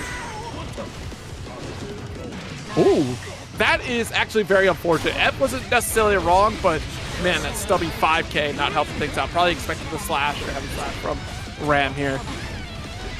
You know, I feel like the chat is illustrating a good difference in fan base where, like, whenever Anji's on screen, people in chat are like, oh, yes, Anji. I love doing Fujin into Nagiha and threatening with low. And then the Ram fans are out right now, and I just see someone said burger. And that's the whole message. And it's like, these are the fan bases. I'm with it. Guess the Rekka pickup should be enough to send it on home, right? Windshield Wipers doesn't even need it. Just the JP is enough to blast him on through. Akeno gonna take this first one here over Eddventure. It started off so scary too because both of them immediate spend on burst, so we started playing that, you know, the true Guilty Gear where there is no escape. We just go hand-to-hand combat, and the big counter hit going in favor of Eddventure. I mean, the control was certainly there, but I think we fell into a couple awkward interactions against Akeno in terms of spacing and trying to expect maybe some of the further reaching normals and getting called out for it, because we did see dance applied a couple times here from Eddventure, just not finding the mark like they wanted. Yeah, for sure. Yeah, Akeno. I see Akeno's got a lot of fans. I'm surprised. Usually the Eddventure fans come out, you know? That's true. Where's the St. Louis folks at? That's what I want to know. Where y'all at, huh? Been awful quiet. Oh, the super delay on the Fujin. Right back in. Windshield Wipers. Finding the mark with Red RC to be able to extend a little bit further. No, not quite there for the burst. Goes for reset. Yeah, maybe just honestly resetting for damage in general, because it would have killed if that splattered. Ed has been a big fan of that shimmy, and it looks so painful to get hit by. Is she dead? No. Wow, so close though. Jeez.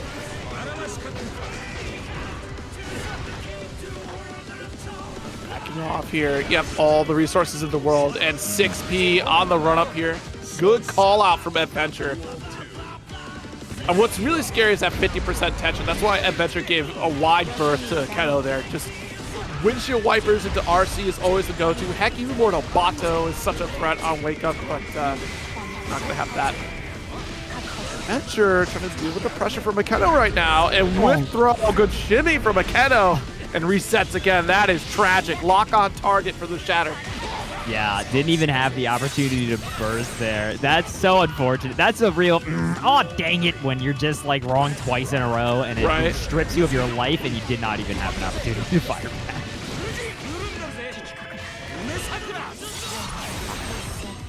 Good start here for Eddventure. Trying to tie it up desperately. Dance whipping entirely here. Scissors coming through for Akeno. Oh, committing to the Rekka series. Not a good look. Nice tap dust. Yeah, Anji, a character amongst all characters who is totally comfortable just swinging into Rekka. Right.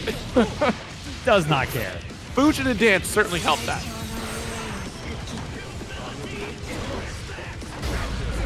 Final interaction for Eddventure here. If we can succeed, immediate spend into overdrive just to get that positive bonus to try to catch up on resources against Eddventure in this round. This is very scary for Ed. They really have to knock it twist again. The 6P gets sniped out, but too far away for the Rekka to connect. The jump back scissors keeping him safe. Eddventure though with the wake up super. It was gonna come out eventually, but it's hard to play around it forever. Eddventure gonna be able to tie it up 1-1. You know, thank goodness for having a 100-meter available to do that as well. You know, you had a couple options in terms of defense expenditure there to contend against Akeno, but that's how scary it was. You had a couple jump back scissors to try to stop Eddventure from stealing away a round. You earned your knockdown, or at least you earned your positive bonus, and you don't want to lose that momentum. I think it's fair to say when you're down that much life, if you let a character with 100 meter land like a close slash on you, you're probably dead. Like, or if you, even if you block it, I mean, right? Just the nastiness of the mix that is about to hit you is so nasty that like there's no way around it. You really, so that's why like you see Akeno there going to straight fear mode and just start doing jump back scissors, because like they know if Eddventure gets in, it's over. Especially when you're on a pixel of health, really anything will do. Risk is cranked, and what a throw from Akeno. Big opportunity here Now he got that corner locked up, but missed the 5K to get the pre-jump frames. And Eddventure doesn't even escape the corner for it. Just pulls it back, missing a sword, so we don't get the full block stun on that one. Dude, this reset is crazy. Eddventure fully tranked, and that tap dust is gonna lead to you being not dead? Oh my god, is dead. I wasn't sure because that got scaled pretty fast, but did you see that pressure? That was insane. And the way that we kept cycling back into positive resources there, Akeno just in complete control. And that's the scary factor of this matchup in particular, is that if done correctly, Ramlethal could just rinse and repeat that corner pressure. Yep. And it's terrifying because theoretically her other pressure has her expend options, right? If she's throwing swords for plus frames. But if she's able to just constantly loop the rocks at you, blocking this YRC. This is rough. Gonna be a quick positive. Back. Okay. Nice. Just goes for the leap here to get the better Oki. There we go. Boom. Wow. I can't believe the 6P 6P1 out there. Yeah. And Akeno actually does spend burst. Windshield wiper, the dust RC. No burst from Eddventure. Oh my god, there it is. They got a gold burst. Oh my god. I mean, if anyone's going to close it out, it will be a jump P from Ramlethal. She just excels at air-to-air interactions in so many matchups. I'm so surprised. I really thought the Anji Airlines there was gonna let him just like get under her fast enough, but that JP, that hitbox just low enough. Could you imagine being the developer of that hitbox and you see that and you're like, wow, if I literally made that 1 pixel higher, it wouldn't have been in that situation. That is so funny. What a good air-to-air button. Yeah, absolutely. I mean, it does so much for you. It keeps your opponent in the corner very fast. Just obviously the range on it too. Like, that was crazy. All right, so 2-1 lead right now, Akeno. Especially after that first round of game 3, having so much control in the corner. Or in the corner, excuse me. What's a corner? The corno. I don't like that. Let's not refer to that as that anymore. Akeno here gonna easily, quickly use their wild assault just to try to get their pressure mounting a little bit. Oh my goodness. Nice wild assault corner carry. I mean, Eddventure wants to refund on those resources. And the tweet is successful. Hard knockdown. Let's get that positive bonus. Bird timed his man out for 1.8 million seconds. Honestly, it made that wild assault very worth it there for Eddventure here just to get that burst back. And again, the offense continues. Double dust. Yeah, and Akeno not going to spend the burst, holding on to it. They're like, this round has been a little rough. I got hit by a bird, I died. It's been tough for everybody. But here we are, next round. Still feeling funky fresh with the resources. What? Wait a minute. Huh? That was so weird looking, right? Like they were in the air like instantly and all these JP. I thought they air through. Like, there's no gravity here around Ramlethal. She just operates in the sky. Pulled a JoJo Bizarre Adventure OVA, like teleportation for Dio. Like, Jesus. Oh, it was enough with the RC into the... Oh, my God. Great awareness of the resources and recognizing that that was going to kill. I thought that was going to barely not. Really, really good stuff there from Eddventure. Optimal routing. Going to be tied up here 2-2. Good answer back from Eddventure here, not being dissuaded from some of these interactions from Akeno. I mean, it is a close set either way you look at it here. And Eddventure, you know, one of the hardest working players in Guilty Gear, certainly no stranger to a position like this. Are those the silliest looking combos in the game? Like when you do like Ram Calvados and then you're like doing JP behind it and everything and it just screen freezes for like 10 seconds. I think quite often, like, some of these Ram combos are looking pretty silly sometimes. True. Oh, wow. Big just 2D.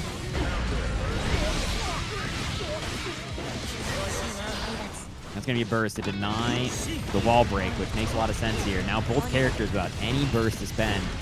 Ed really trying to get out of this corner.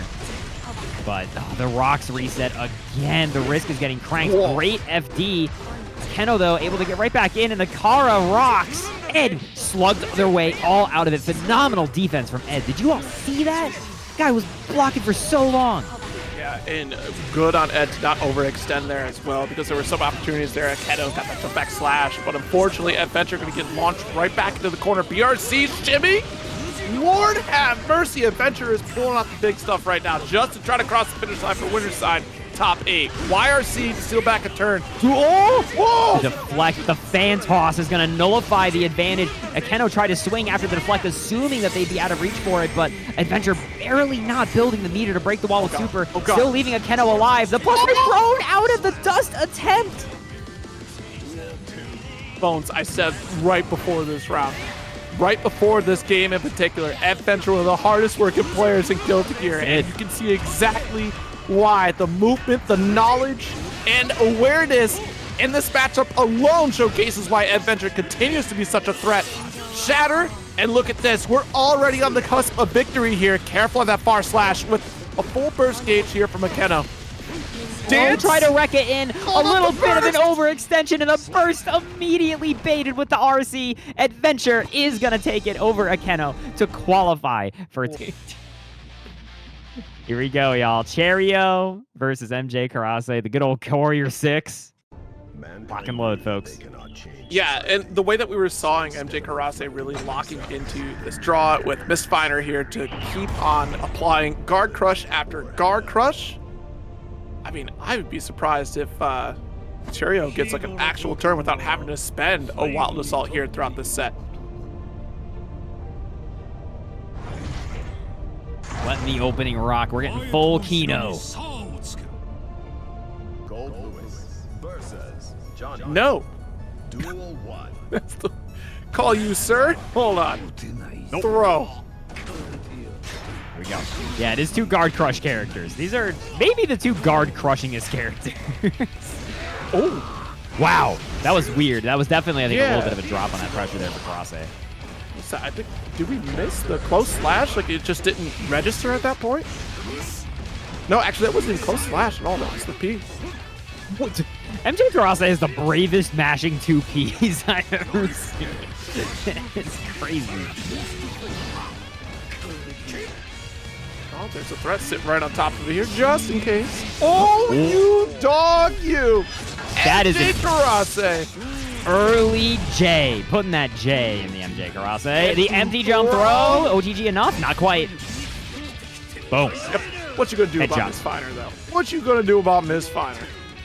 Yeah, because it's tough for Cheryo there. It's like, do you just YOLO and try to let it rip with the White Wild Assault? What if you're wrong? You've wasted resources. Whoa. Wow. What an IB into a reversal behemoth to find the hit. Nice little backdash here from MJ. Gonna get that far slash start.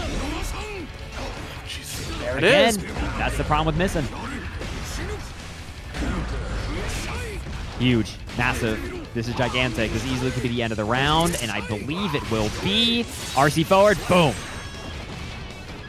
All right. Not the worst thing to happen here. You're still 50% down on your burst gauge, so you made it worthwhile. You got the round. So that kind of makes that resource expenditure a little worthwhile there for Cheryo, but now you're back in this corner. Guard Crush City.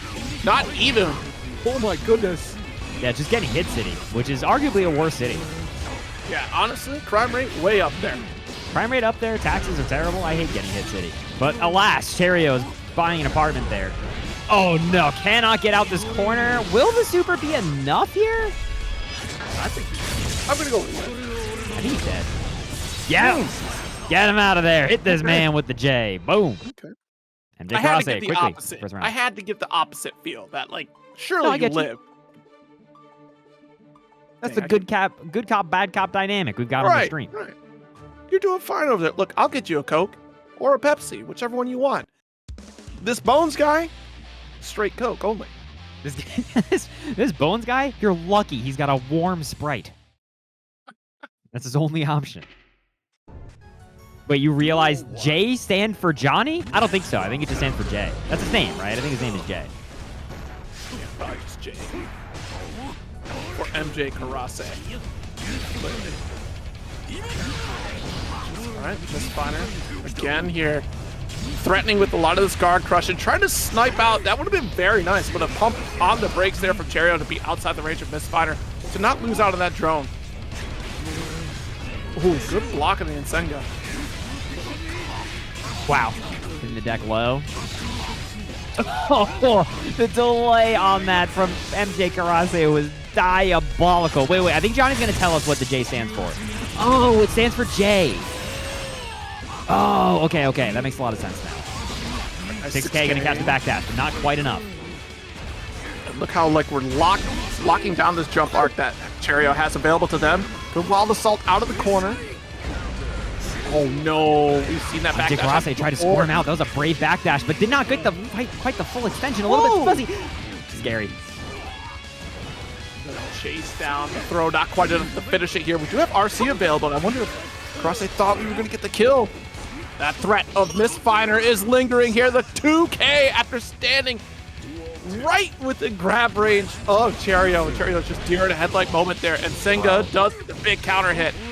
It's like, what do you do? This guy is twerking on you. He's moving back and forth at Mach 15. You saw Cheryo do a 2P in that pressure, and it just didn't do anything. Like, it just wasn't there. You see that MJ just walked up and scooped for a throw? The courageous walk up, red RC. Coast to coast carry after the IAD. Let's finish this job. Do the wall. MjKurase quickly up 2 here over Cheryo. I unironically would not be surprised if with the White Wild Assault changes and the Johnny patch, with the big overhaul of like Johnny stuff, I think this matchup might actually be pretty brutal for Goldlewis, because like it's so difficult for him to meaningfully get his pressure started. Yeah, especially in this matchup in particular, right? Because Johnny just threatens such a good medium range space. Much faster, and then also the reset, right? With every single card being another threat, and you're sitting there in the back of your mind, like, that could be misfire threat. That could be that guard cancel or big counter hit opportunity. We've seen even, like, baiting out these slower normals here. Johnny just outside the range of even the Human Typhoon to get those counter hits. So throw MjKurase again with an early start, but Cheryo gonna try to put a stop to it at least this time with the gold burst. What are we doing with the resources now? Oh, the 6K. 6K, preemptive 6K is phenomenal at shutting down Goldlewis JD because he just can't get over it. He's a big guy. Assault, just get out of that corner here, but no burst opportunity, so you have to hold this offense. YRC. Wow, aerial YRC. Yeah. Now holding this pressure, really not much Cheryo can do about it. Basically out of defensive option, try to jump out, but the Nsenga gonna clip him. MjKurase 1 round away from taking this over Cheryo and getting into top 8. Cheryo and Nsenga here. Again, what do you do? He's just flying around. Especially, you don't have that burst gauge, so Wild Assault to try to threaten. It's a nightmare scenario for Goldlewis. Cheryo finally getting in a corner position. MJ FDing for their life, burst away.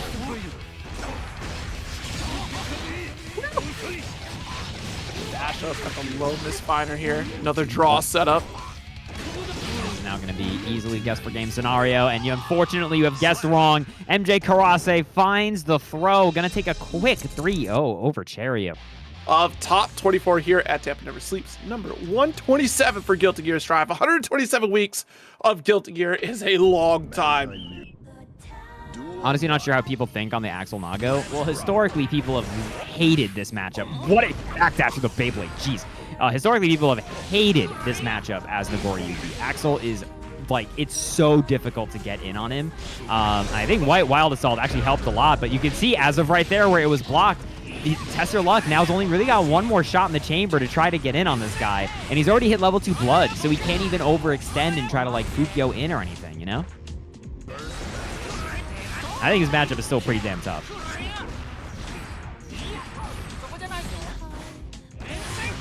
Get zone. Dude, look at TestYourLuck's literally got nothing going on. Pop him up. Yeah. That was that's how this matchup can play out. Nagoriyuki can get in and beat him to death. But if like ultimately Nago's got to go a little ham, and if he's wrong, like he's been here, if TestYourLuck gets pushed out again, it's like, what does he do? He's got a Wild Assault here to try to extend his pressure, doesn't find anything, and it's no longer his turn, and the sword isn't quite long enough. Does again, Desperation Wild Assault from TestYourLuck, but Trevor Sue really holding it down. Yeah, I mean, Not TestYourLuck quite is in one of reach. those players that really, lives to the namesake, right? Will be on the cusp of hitting Blood Rage and still will spend it. But even in that last game, last round rather, Trevor had the victory condition at full screen position, and now we risk it all, trying to get the close counter hit, and there's the Rage. Wow. Trevor gonna finish the job. Yep. I'm very happy I said I think this matchup still turbo sucks for Nagoriyuki, and I was like, oh hey, I think I'm right.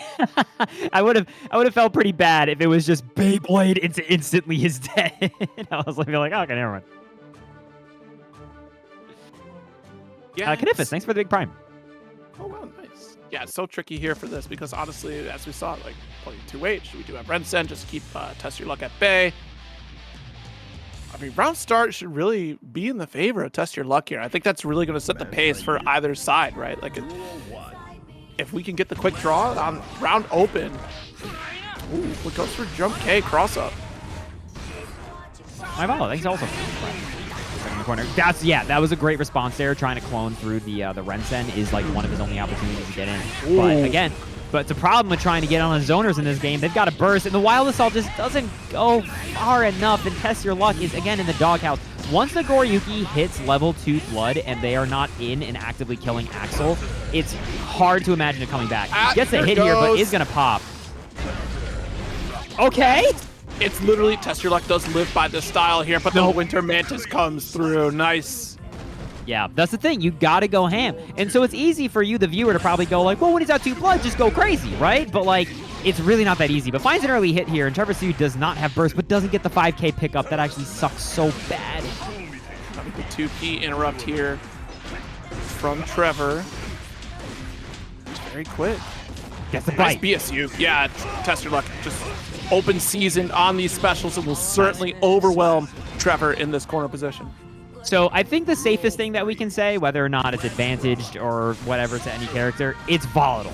It's It's very, whoever wins probably really won. Oh, absolutely.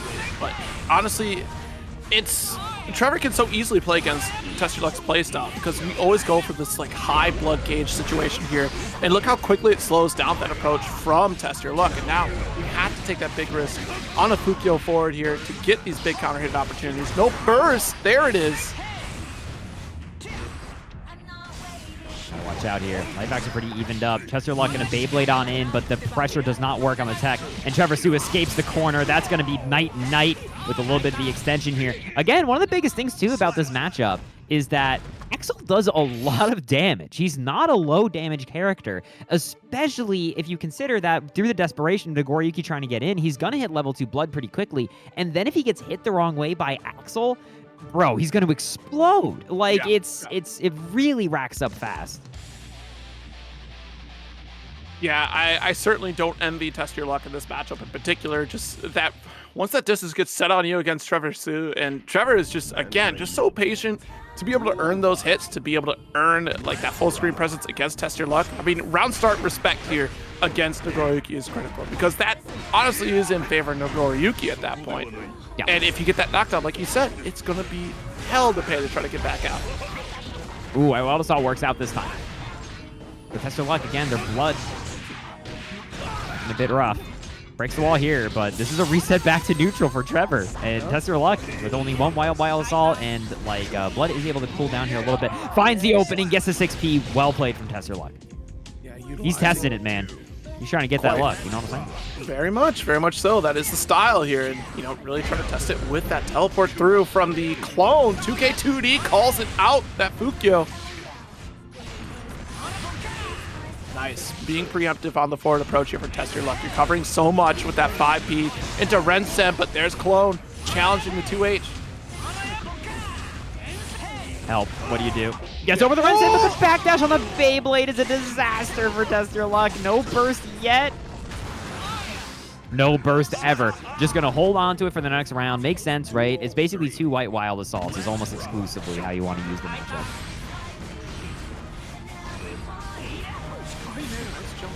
Pull back, rainwater, jump slash, and already got that corner position.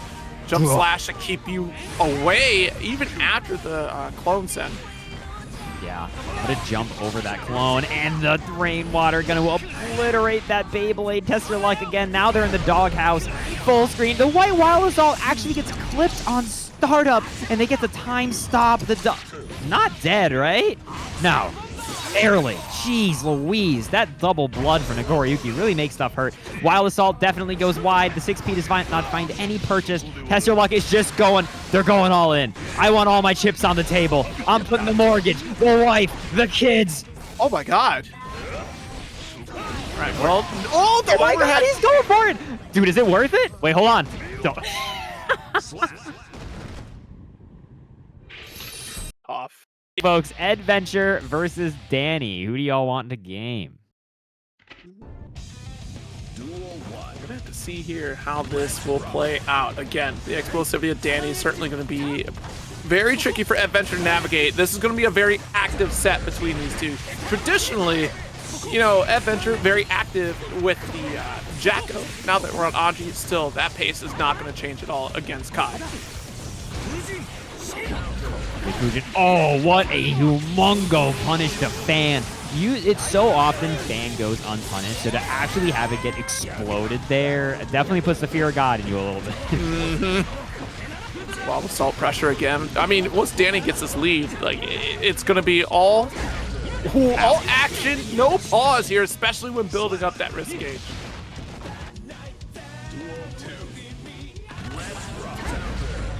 Oh man, Dany is so good at making people run into far slash and round start. It is like an innate ability that Dany mixes up his round start options in a way that it makes round start far slash unbeatable. Like, you don't think it's ever happening, right? Like, there's no way you stick out your sword like that and just stop me from approaching. And sure enough, Dany finds a way.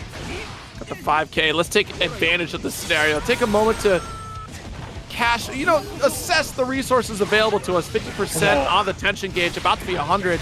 And Dany runs for the corner. Nice burst, though. Luckily, Ed did not bite. Great block on the tap dust from Dany. But the backdash gets clipped. No burst, but still gets the hit. Okay. We're going down to the last round here. Dany with the burst advantage. I'll be honest, I'm surprised it wasn't a vapor thrust right there. That is something that Dany has done time and time again.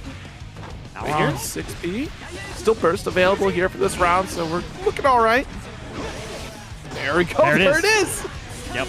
Dany's represented that a couple times in the Anji matchup for sure. Does not like to give him the free follow-up. So much damage. If you land a quick early confirm like that into CSE Super, man, that thing does so much. Deflect shield to get him off, but no real positioning advantage off of it. Ooh, going through. The stun dipper finds a hit.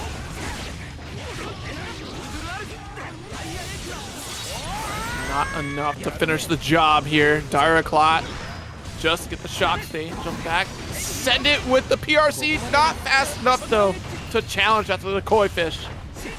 Ooh, both of them just jumping back and air dashing back. The air fireball finds a hit, and Dany's stun dippers don't miss. They do not get blocked. Every time Dany stun dippers, it's like, oh yeah, that hit me. And it's crazy because we didn't even have the meter yet to make that safe. I think we would have just got the meter even if it was blocked because we were on the cusp of 50%. But good Lord, like the audacity of Dany to be like, stun dipper now. Like that's... Yeah, right after the air fireball. Pretty crazy stuff. Yeah, it is important to know for people who watch this and maybe don't play that much Strive, you just have fun watching the game where people explode, that combos do look like they do more damage in the beginning because of the lack of guts. When you get to lower health, you take less damage, which is pretty common in most fighting games. Like Street Fighter 4 actually had that pretty intensely too. I think a lot of people forget. But it's very intense in Strive. So you'll see, especially on people like Anji, as the match goes on, he kind of explodes less on the hit, Yeah, absolutely. Nice. Audible here. PRC just go for the jump slash. Nice jump it, though, here from Eddventure. Vapor thrust, get off. Udre, and still safe because that shock state. The last moments of shock state there, too. Oh, man. That was a good Fujin there for the chase down, but does not get the full pickup. Just running in close slash after the Nagi Ha. I'm a big fan. Chicken IP! Oh? Dead. Double dust.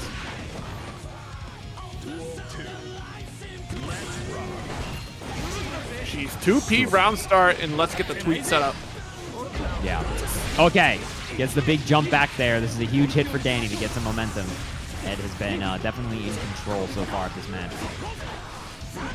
Slash jump, trying to bait out a whiff throw.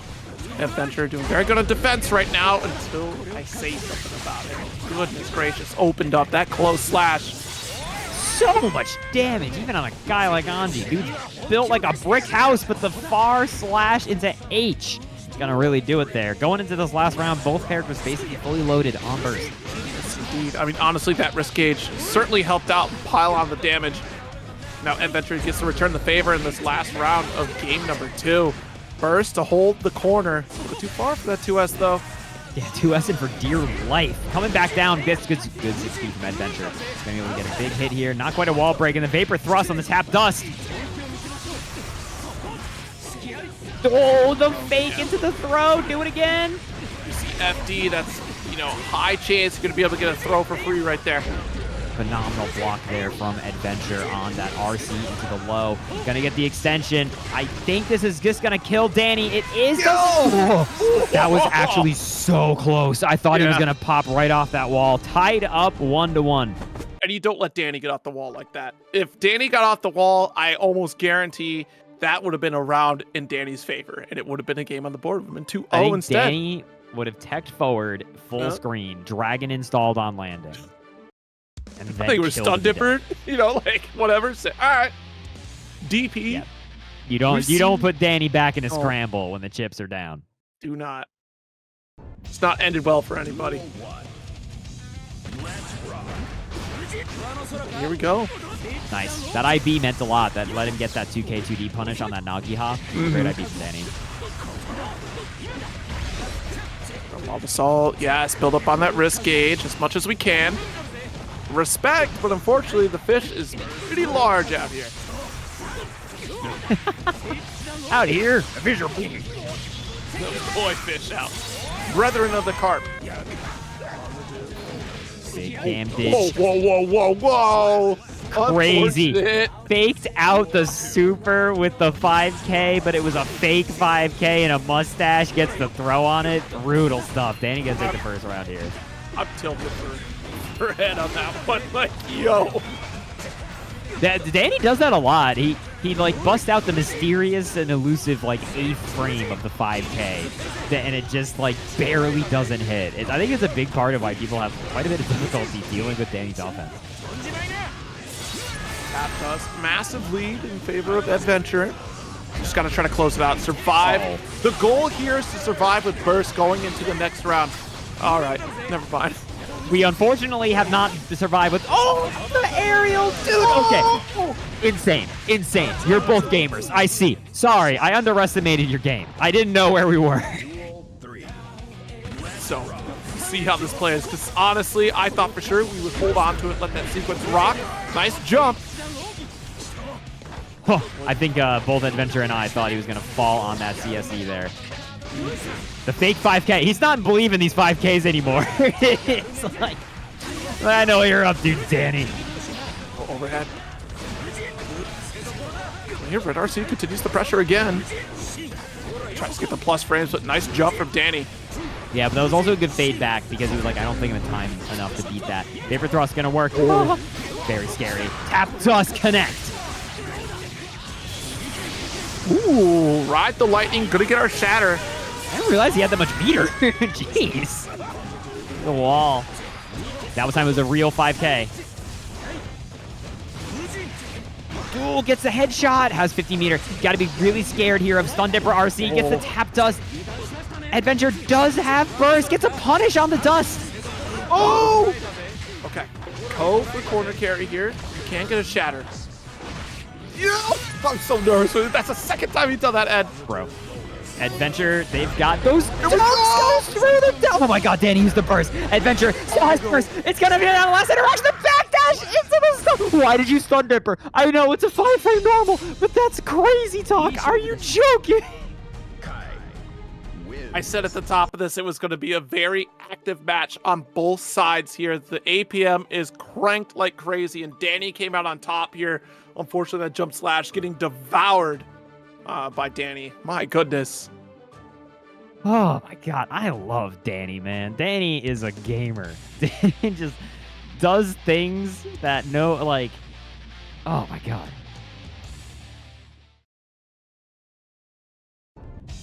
Here we go, folks. Dany on match point here. Go. Good call here. Spin it. Another one. And yeah, just the retreat. Jump slash air to air works out in Dany's favor. We get that corner position. Look at this. The shock state, double Foudre art. Ran deep because if we wanted to try to call it a throw, we call it the burst instead.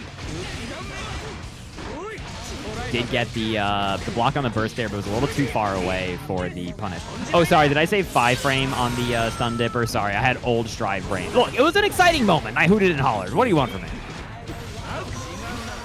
Ooh, Dust not going to quite reach. Dany just Street Fighter jumping out of the corner. Going to pin him to the wall here.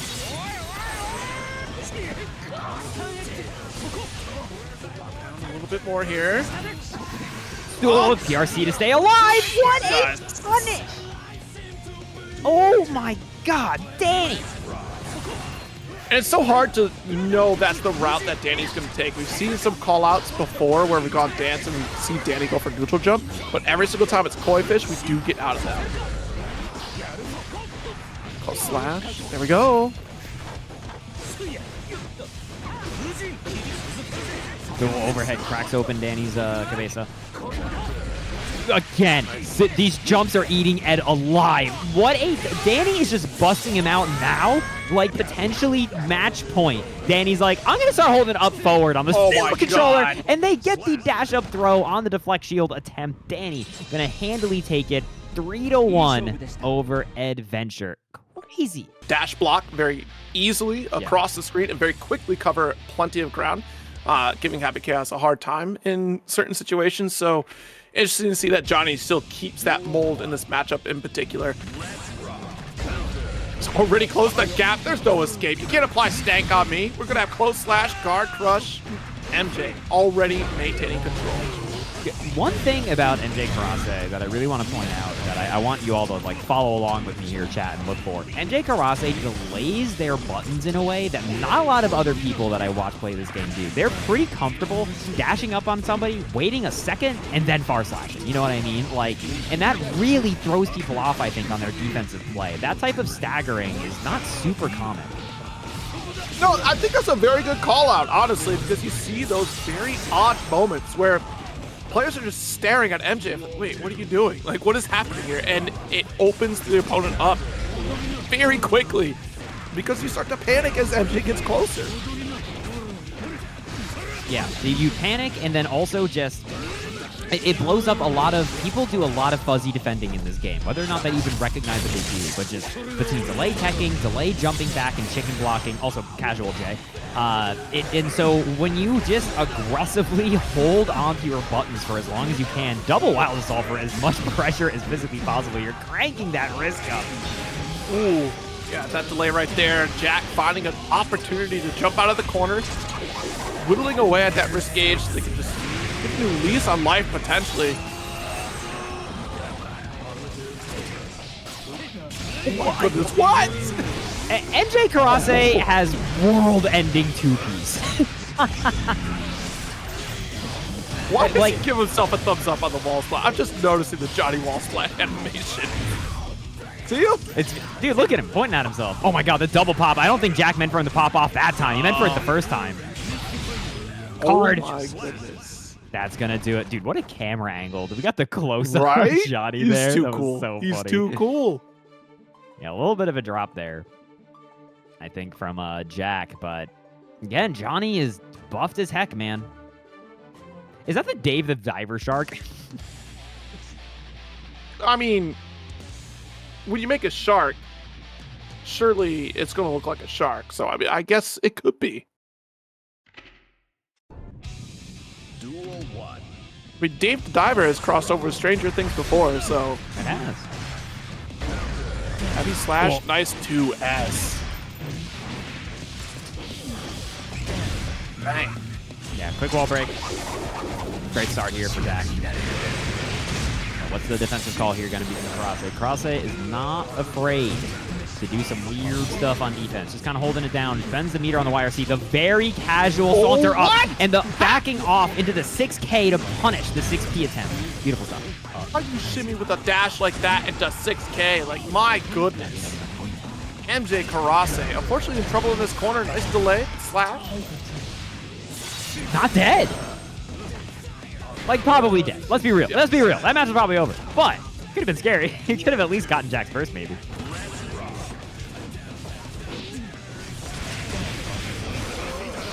Shots here. The draw and look at the approach. You see how He's so fast. He's so fast now. Right? This is a new man. Clone here. Another guard crush opportunity, and we've seen this cycle before. Because Jack is so afraid of guard crush, they're potentially getting scooped out. Oh, missed the opportunity for the guard crush, but still keeping that corner position. MJ, very strong round. That was basically 2-shot into death. They had the low misfinder did not hit the second time, but the dash up there, that was almost just GG's. Yeah. All right, no good burst block in the tap on either dust. side here. Yeah. Slash trying to push away, find it at least a little breathing room. Slump and going for a hard knockdown.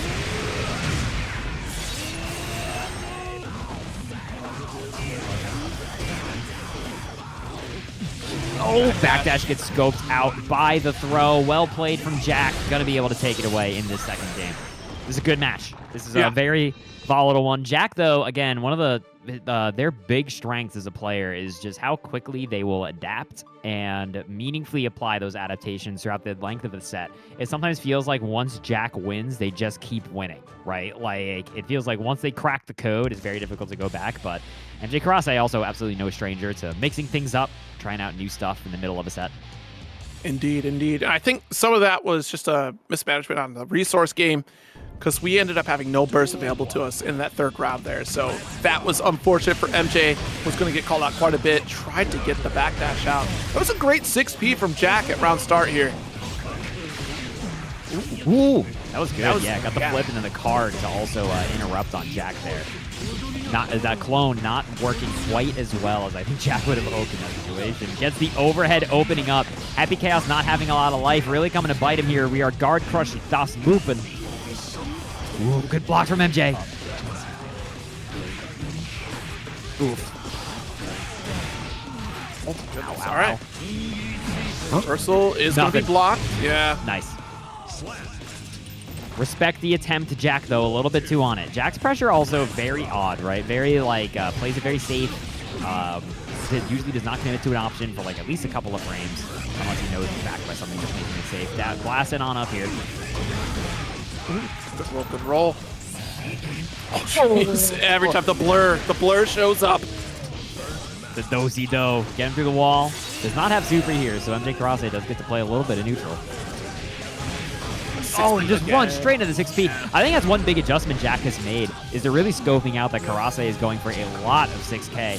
Oh, that was a big mistake. They should have done super there, but the BRC. Woo, not finding any purchase, and then gets the little bit of the toe tapper. Jack, 2 up over NJ. Yeah, very good navigation on that next interaction, right? That wake up super, a hard read from Jack, and you're right. We should have spent that super on our own side here, because small mistakes like that can really start to add up. But Jack maintained control. I think that's the important factor here, as Jack will continue on in this set. Maintaining control is going to be so key against MJ, especially we've seen how the opposite can go, where Kurase really starts to run away with it. And losing out on burst each time here certainly helps out for Jack. So here we go. Game 4. Whoa, Jesus. Oh, interesting. I think tried to really bait out a burst there, but nothing for it. That's not up. Jack in the doghouse. Gets hit by the stagger pressure, but goes for up misfiner. Not going to find anything. Yeah, because we thought we caught pre-jump frames. We want to go for that one. Or just input. Misinput entirely. Even the meter? Okay, doesn't matter. Gonna be able to wrap it up here. Not very unlikely Jack will burst, and they do not. MjKurase with a quick one. Cool.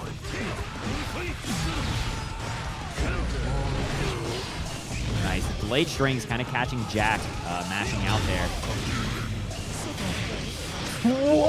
Dude, he dashed forward too much. Jack rolling through. What possessed Jack to roll from full screen like that? Are you crazy? Everything. Oh my god. Again, the 6Ks are getting straight up actually reacted to by Jack. It is turning into a non-option. And then the 2K to just catch MjKurase going for the other option, aggressively dashing up. Jack's defense has been really on point, stopping MjKurase's approaches. No bullets, nothing. They got nothing going on. They just got to kick him. Slump resetting here just to try to get the next hit for guaranteed kill. I mean, the control that Jack has, even though they are out of resources, like when they do run out of resources, is still very potent. Like they make sure they end up losing those in corner situations here. Oh no! Big anti-air goes to the other side. Kurase gonna be able to tie it up here, 2-2. Wow, that really felt like Jack's round to lose. And MjKurase pulling it out. My goodness, that close slash, just finding that mark here for anti-air worked out very well. And Kurase still able to course correct to make sure we got that corner position. Smart play from MJ. I like chat saying that was kind of sick. That was pretty. That was okay. That gets a whoa on the sickometer. Wouldn't let that happen to me though. I would simply play around it. I win every TNS. You just don't know my name. Here we go. 2-2. Tied up. Last match of this set.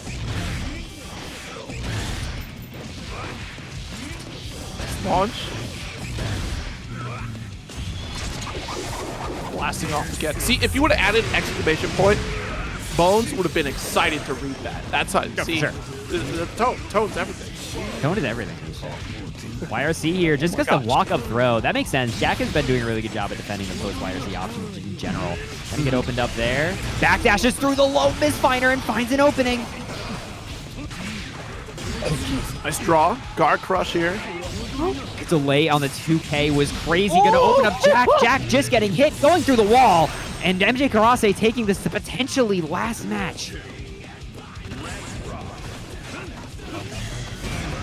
Already got the hard lock, so we have to just stay in place and not ready for the roll through. Back to back we go. Still has bullets to carry.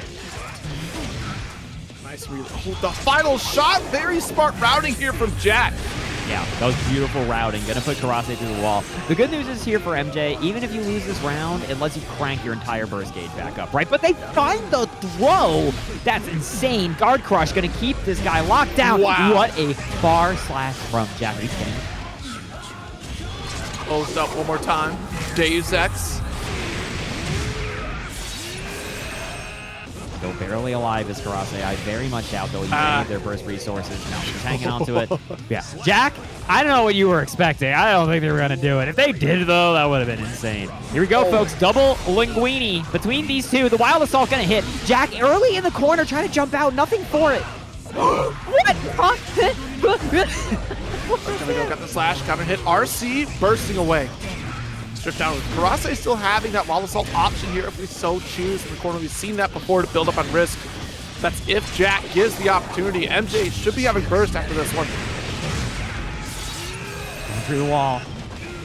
Jack does have Oki here, but Kurase's got 50 meter. Yo, they just hit 2P because they're built differently. They are simply constructed in a manner that we don't understand. Get this guy away. He's a joker and a half. MjKurase gonna be taking it in the last match of the set. Walta versus Cheryo. Here we go, folks. Yeah, if somebody said, man, I need to play this game again, Strive is in a very good spot right now. This is a very good spot to hop in and play some Strive. Game is so fun at the moment. Wow, couple 2Ps. This color option for Millia, looking dope. Yep. This new pre-order color, if you pre-order Season 4 pass. The highlighter color. Looking like a yellow highlighter. Dancing. Like you said, the navigation in this matchup so critical because she comes in for try to find that opening. If she can't get it, get out of dodge because Goldlewis is cranking that butter. I love that just double jump into air dash into compel to just make sure that the oh no, the Artemis not gonna break the wall. Could have been very bad. Walter is like, get the hell away from me. Walter has a route. Have you all seen the route? They've got like a what is air throw from Cheryo? Yeah, I was gonna say I think you have to burst actually. Oh! Dude, But Cheryo's no longer having it. Walter had a whole route to get away from this guy. Hit blows up the ankles, and despite all that work from Walter, Cheryo gets 2 air throws and a couple of doinks, and he's dead. There's nothing more demoralizing than all that work being done, and then suddenly Goldlewis says, yeah, but throw and then block these behemoths, kiddo. Yeah, hit her with the old, "It's not a big deal." Nice, got the baboon here, but missed the pickup, and if you fail once, try again. That close slash, not quite getting the shatter, an immediate burst there from Cheryo. 2K2D, other side, gonna mix Cheryo. But again, Cheryo was basically at this life last time when Walter just suddenly exploded, so definitely not game over just yet. And put him through the wall, but Cheryo's got one more chance here to play neutral.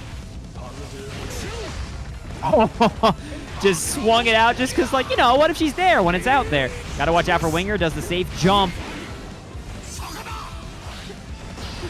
The JP, insane option. Oh my God. There's a reality here where Walter dies. There's a reality where Walter dies, Zero.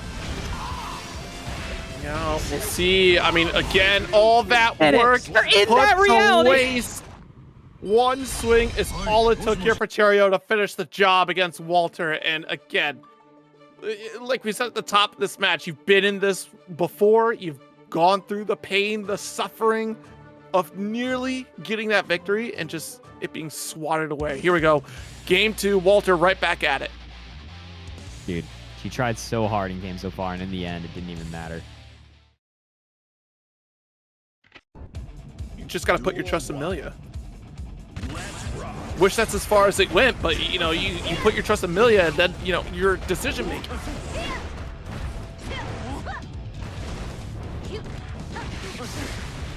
Yes. I will say, good on Cheryo for scoping out the, oh my gosh, the ways to hit out Walter out of the air. 5P also phenomenal for denying Millia the air approach. Feels like Walter's playing a little bit more grounded this time, but Cheryo immediately adapting to it, finding those critical counter pokes after the minus moves, and that's a quick round run. Get her out of here.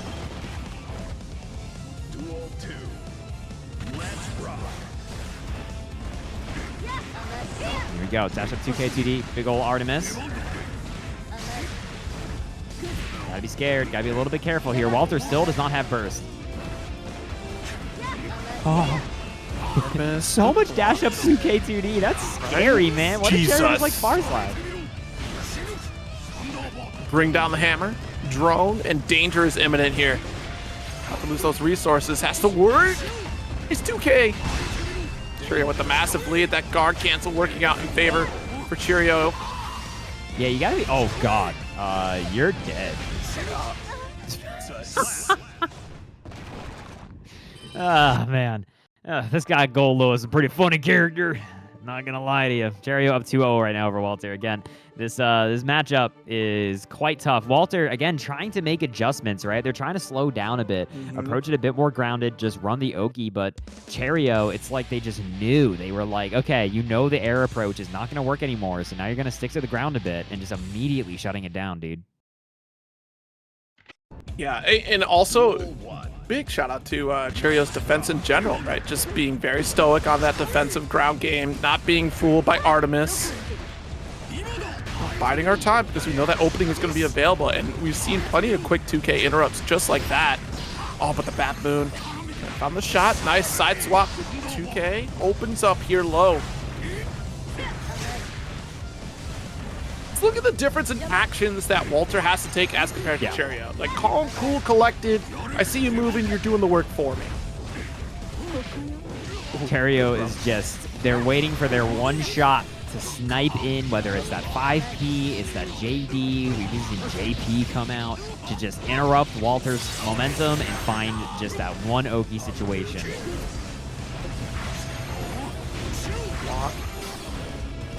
Yeah, bar slash. Here we go. 2S, we're good. Wow. Hair car getting obliterated by 2S, but doesn't get the full.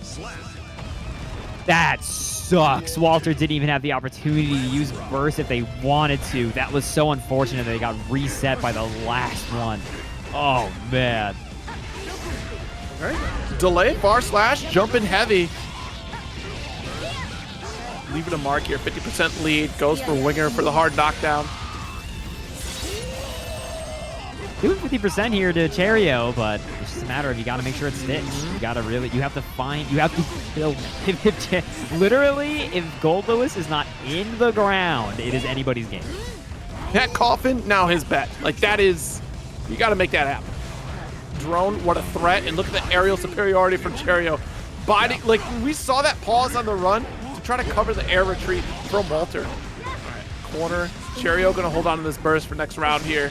So FD is going to be our only resource spent out of this corner position. Oh my God. JH going to scope out Walter there, or scope out Cheryo rather. Walter going to be able to take a round for themselves. Stand block at the last moment too.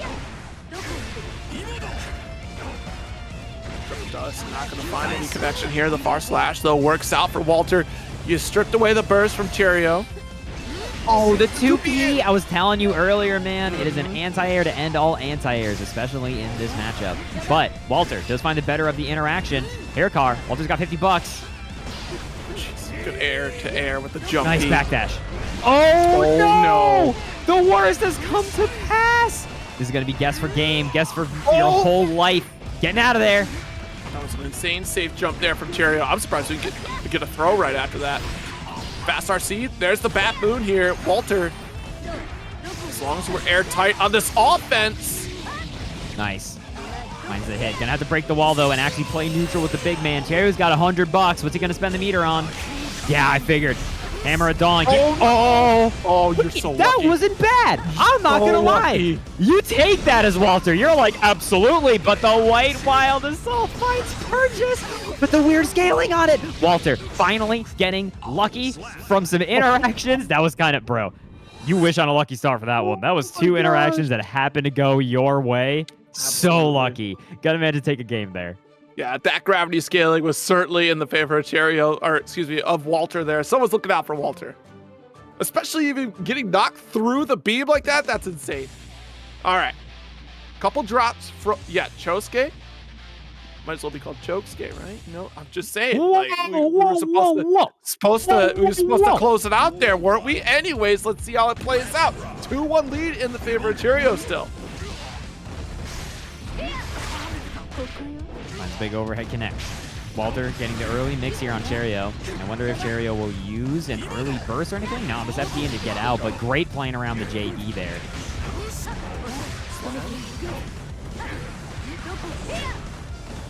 Block on Artemis finding a way out of the corner. Nice jump, Pete, able to convert this. I'm not gonna lie to you, chat. I'm not gonna front. That might be top 10 worst fighting game trades. 2P gonna scope out the air there. Yeah, just needs the final shot. Look, Cheryo willing to run it down. Finds the counter hit from Walter here. Still not enough. The left to right. Good block here from Cheryo. Walter. See Walter just back off, like, get away from me, you old man. YRC, but that's not too bad if you're Walter here. Gives you a little bit of a lease on life. The double, dude, the JD in, the JD out. That was like KOF neutral. I mean, Cheryo was, again, stuck in the mid-screen, but willing to chase down Walter. Trying to sneak in with that 5K, but yeah, that jump dust. Beautiful stuff here from Cheryo, trying to close it out. How many jump dusts are we going to get to keep this locked down?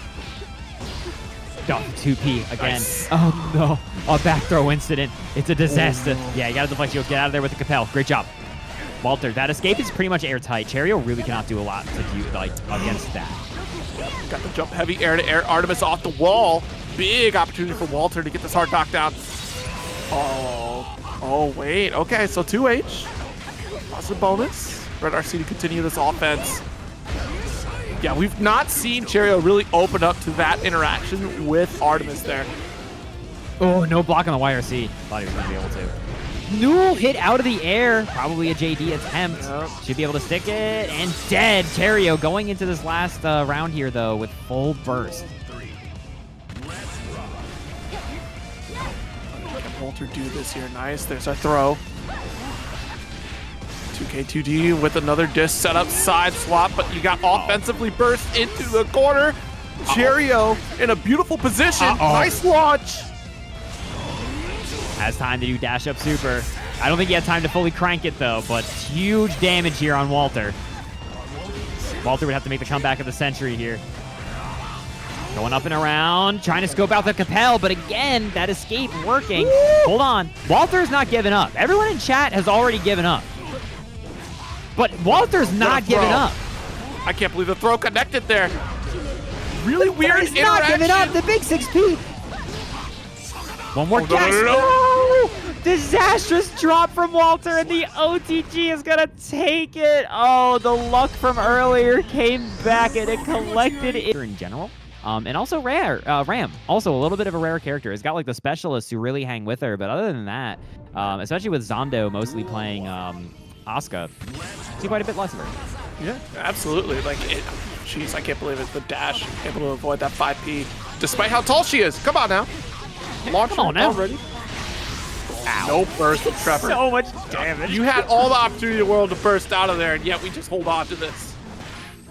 Throw? Wow, what a reaction throw to that. That's crazy. Slash, 5P, find the mark again. So cautious is Trevor, because those far slashes really can put on a world of hurt. Pull it back in, windshield wiper. There's no backdash opportunity here. Ow. Windshield wipers hurt so much. It's rare you actually just see them hit and kill a guy, but it kind of reminds you like, oh yeah, it was a ton of damage. Oh, absolutely. There we go. Couple 2Ps. I think we're just going to be a nuisance at this point. I mean, you already have 50%, a little over in life lead. Nice pull through up Benson. Haven't showcased that full sequence quite yet in this set so far. Boom, boom, skadoom. Oh, wow, that was phenomenal neutral there from Akeno. Just, I'm gonna do it. I'm gonna do it. If you run into it, it's your fault. It's 5P. It's a very easy button. I have a single button where I'll kill you. So fun. Down to the last round here. Oh gosh. Yeah, unfortunately getting to the sweet spot there. Akeno not going to catch these 5Ps at that range. Down a sword, not a good look, but wild assault to make sure we close that gap. The plus frame pressure. Trevor Sue fully cranked. Gotta be careful about being cranked here against Ram because, oh, she didn't have the sweared. He didn't have it. I think Akeno assumed they moved forward enough to grab it, or maybe it's just bad muscle memory. That was disastrous. Akeno now in the doghouse. Get away from me. No. Go. Nice forward dash there. Not going to hold the sword explosion. Again, Trevor Sue finds himself cranked against a Ram with meter. This is going to hurt so much, Zero. Yeah. Oh, my God. 2K2D. Yeah, but wait a minute. Yes, you still have 50% tension. Burst immediately for Akeno wanting to close out the game. Oh, my God. Bro, Trevor has the best clotheslines in the business. I'm just gonna say it. It's like a lot of Axels, I think, actually overly rely on it as a bit of a crutch. They always bust it out when people genuinely have no idea it's about to happen and wins the game off it. It's so funny. It especially helps when you're at that full screen range, or even in situations where you don't quite see the activation and you're so focused on paying attention to those final moments in the game. Because even Akeno is probably more focused on what's the interaction from Axel, but doesn't really take note of the fact that, hey, there's a sickle missing. Where'd it go? Like, it happens so fast. It does indeed. That's going to be one game up from Trevor Sue, who was the one who knocked out Test Your Might, which is a rough bracket draw in general for Test Your Might. Just not what you want to see. Duel 1. Let's rock. Nice 2-piece start here for Trevor. And already got that full screen presence. Could be very annoying. We've seen that 2P. Try to counter hit, though. Nice. Again, just getting used to the timing. It kind of seems to be just biding their time, waiting for Trevor to get a little predictable with these buttons. Get on in here, some plus frames. Oh, Trevor accidentally kind of cornering himself with that maneuver. Akeno, I gotta give a big shout out here to Akeno's spacing. Have you all noticed how often Akeno has actually made Trevor whiff 2P or 5P? That's not easy to do. Like, Axels usually have a pretty decent instinct for when their buttons are going to hit you, and Akeno is constantly barely outside of 2P range, and then they like dash in and try to take space with rocks or something similar. I really like how they're playing this. Oh gosh, we get picked up though. Red RC. Oh, Big drop. jump. Yeah. Nice. All right, still able to clean it up though, taking that lead. Trevor looking to advance a little bit further in this top 8. Nice. Good air to air with the snail to finish. Oh, traded on 5P and still able to get that pickup. Winter Mantis juggle. And that does quite a decent chunk. The Mantis OCG does a lot.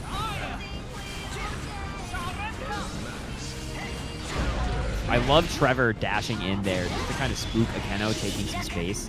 But this is going to be a quick little Cavalvos to blast Axel through the wall. Ton of damage. Akeno's got the Oki. What are we going to do?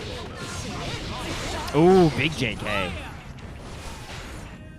Okay, Trevor has to find the opening. A little scary. Akeno does have to be meter. What a whiff punish. We do full screen foozies out here, Zero. Yeah. This Axel nice backdash on the Mantis. Pump at the brakes of the BRC there. To block that 5P, but the ice is a little worse for wear. Wild Assault. Now or never here, says Akeno. Have you fellas noticed that, like, Trevor does not FD? Trevor is just like, I'll block, whatever. It's so funny. Trevor, a lot of times against Rams, you'll see them, like, start to FD in, like, that situation just to mitigate the risk gain. But Trevor's like, I'll be all right. Save it for a much worse interaction, I suppose. Like, maybe for another RC interaction, but either way, Trevor up 2-0 against Akeno. Yeah, up 2-0. Trevor's defense quite good. I mean, that's something you really have to get good at with Axel, right? That's like, look, I'll be real with you. My nephew, 4 years old, that guy could occasionally probably win a game as Axel by hitting 2H and 5P. But the difference between that kind of Axel player and someone like Trevor is when you get in on Trevor, you don't automatically win. Like, and that's really, Trevor's defense has really been making a lot of these sets, and the ability to like convert that defense into meaningful offense. It's really been very strong. It's certainly a fundamental to have as a zoning player as well, with Axel in particular, because so much of this is preemptive to push away against Akeno. But now that we've closed this gap here, Akeno can run this set play, Stone and Visual Noise allowing for that throw here. More goes low this time. Wild Assault. Look at that risk gauge again. Like you called out, none of that being mitigated by FD. Yeah. Just whatever. Ooh. Both of the swords. That's one way to cover the screen hitboxes. Weird. That was a strange deflect shield. I don't think that was on purpose. That might have actually been a throw attempt for Akeno, but they got the classic try to stand up from a crouch and did throw. Right. Ooh, jump again. Got jump K. No conversion. Looking for a couple more hits to try to close it out. Missing a sword, so far slash not going to be your option. It's heavy. Yeah. Trevor just getting walked down. I really liked how Akeno played that. They kind of played that like the Terminator, you know? Just slowly walked forward at him until he died. Ooh. Far slash, not going to find the mark. And Akeno able to own the corner again. Shatter opportunity.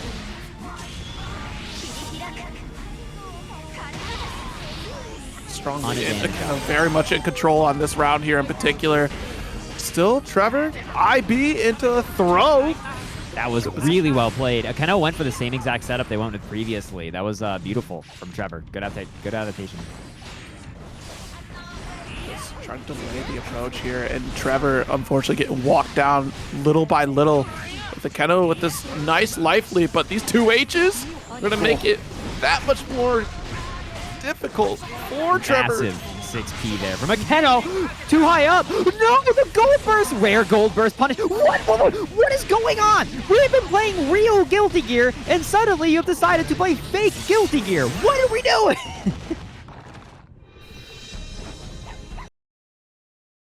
That was clean? No, it was not. Retract that chat message immediately.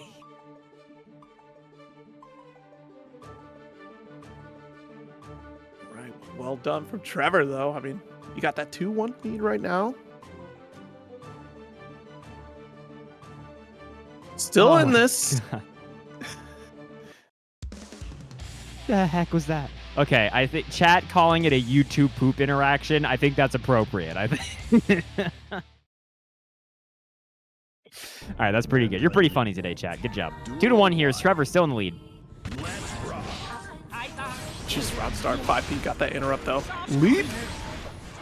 And already giving up so much ground again. So now that we can try to fight back into the neutral, nice jump back slash. And the work begins again with 2H.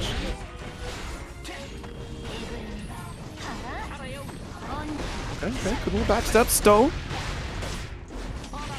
Nice timing on the backdash. Yeah, Trevor's defense really on point. And about to make a very quick round here. I mean, despite a lot of salt being spent from Akeno, you're, you know, just barely outside of the range of burst. Gonna gain it right back immediately here. Boom. Akeno still down a ton of life, though. They're gonna go for the JK setup again. They are. No IB this time from Trevor. Resetting with the Ronks. And that is gonna be, do we see a burst from Trevor? Or are they just gonna let it happen? Looks like they're just letting it happen. Take it. I don't need it anyway. Akeno gonna be up around here, despite a very opening, very good opening there from Trevor. Absolutely, like we had that lead, but again, you slowly get walked down, and the timing, like Akeno has been watching patiently when Trevor wants to put buttons out here. Beautiful counter hits and whip punishes. Called out that sitting outside the max range, very difficult to do against Axel. Still got that jump in, rock to pull it in and get a bit more of a frame trap situation here. Crazy clash there with that 6P. Sucks for Akeno. That's definitely what they were hoping to get there. Stopped short here, didn't even finish after. I mean, we didn't really, we're going to be able to get a lot after the jump heavy at that height, but still. Oof, we're playing full screen Foozies again, Zero. Be careful with that Be danger. careful, going into negative. Nice. Pick up, launch to the wall. Certainly finish this with the overdrive. Portabato. Gotta be careful though. Trevor's got $100. Could be a Y or C on the table, or yeah, just gonna be super into RC in order to take our turn. Oh! It hit.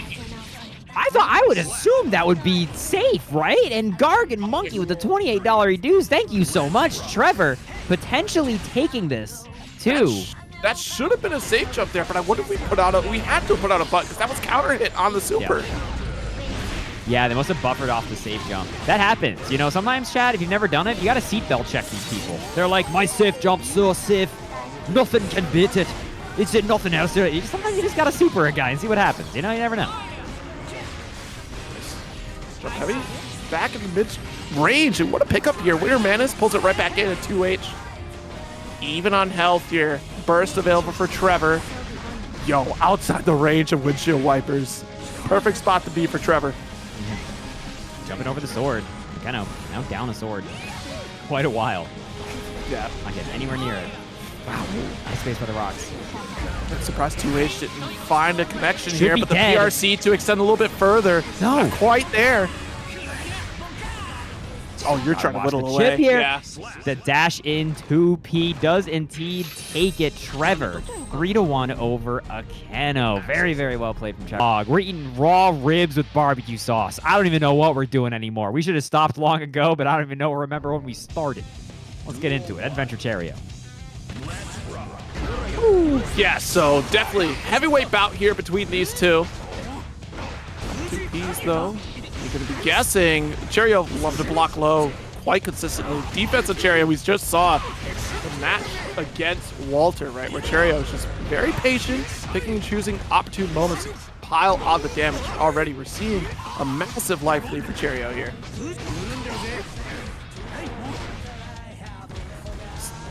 H does get blocked out. No far slash connection here, but open up, looking for that stagger.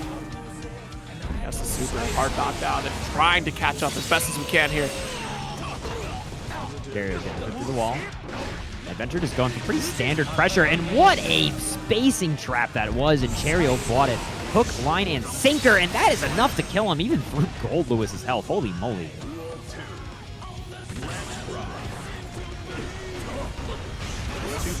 Good blocks here. It's so difficult to try to get out of this. I mean, even after the guard crush, like you're still stuck within range of Goldlewis for a little while, and your next interaction. Holy crap, here, gonna do a ton.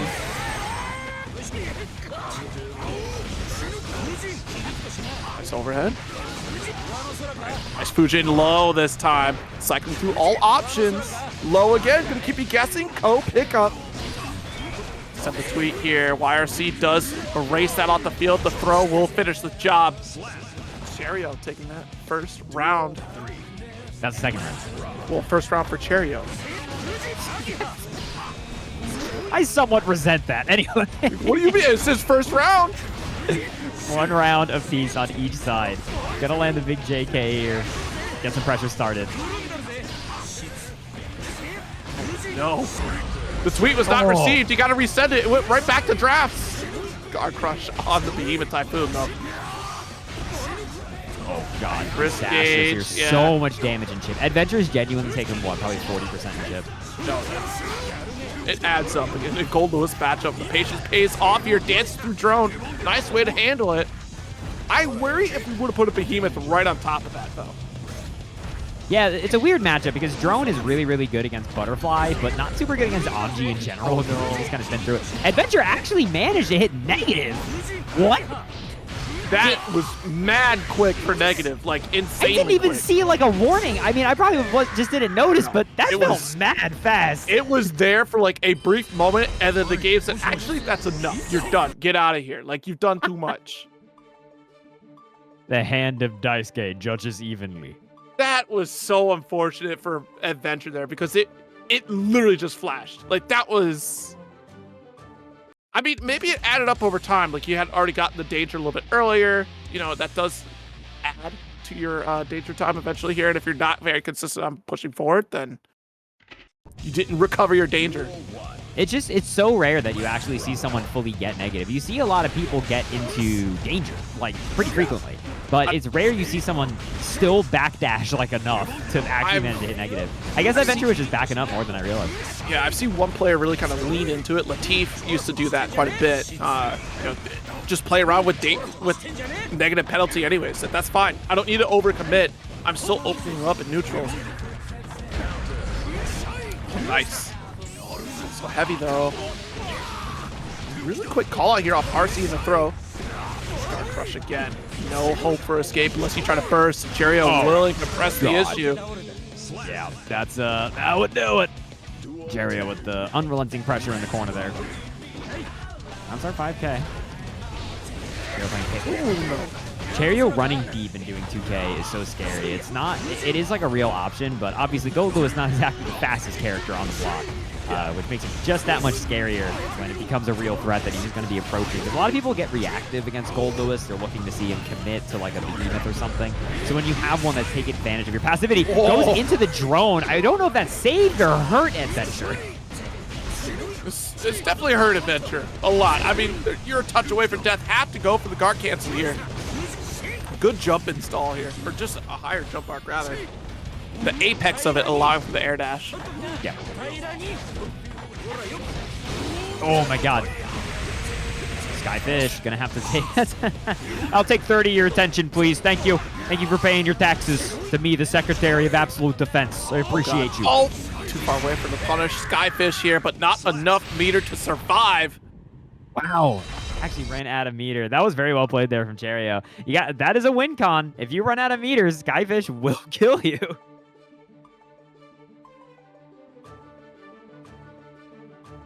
Well played, well played. For Cheryo, and Eddventure really has to try to pull all the stops on this one. And it's so tricky because Eddventure really wants to play that space and really get that ball rolling to try to get the butterfly out. You know, go back to Fujin pressure, but just Cheryo being so active on defense is so tricky to deal with here. Nice 2P. And it's so easy for Cheryo to get back out of that max range, like outside the comfortable range of Anji, because you see how far that far slash connects. Beautiful interrupt. Okay, butterfly out. Cheryo is kind of taking these throws. Eddventure finally cracking the code a little bit here. Cheryo's defense has been a little bit ironclad. They've really not been able to get much started. So finally able to find and draw blood on Cheryo, but obviously this is Goldlewis Dickinson we're talking about. Did he bite? He did. Yeah, that 2P was way out there. Scary IB could have led to something, but unfortunately Cheryo getting opened up by the straight Fujin afterwards. Adventure Man. Okay. 5K, nice corner carry here again. Oh my god, how? Just swinging. Yeah. Let that gap That's the open thing here, about- was willing to swing. Nice cross under with 2K launch. Whoa, big miss there from Cheryo. But that's a strength of once you establish you're just going to do like dash up close slash or dash up 2K. It makes people try to preemptively hit buttons, and then once you're doing that, you open yourself up to just golf swing, you know? Like just batting you from across the screen. But we do get this super wall break. Cheryo still has burst. Immediately, Skyfish. Nice 6P. Yo, the maximum range of that, so there must have been a button out there. Yeah, that allowed almost for certainly Adventure to put JD. that. Yeah. Here we go. Adventure took a game. 2-1 right now. There's life. There's movement amongst the Adventures. The Anji gamers have not given up hope yet. Meanwhile, the Goldlewis gamers have just been in the background yeeing and hawing. They never give up. They're always like, oh, maybe there's a change.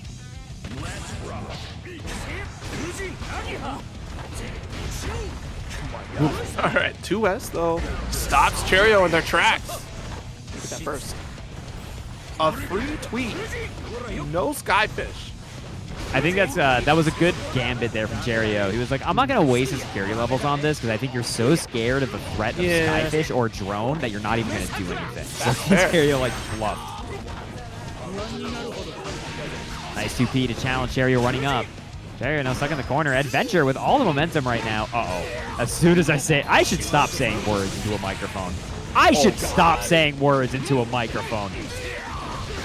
Got the throw here. Oh boy.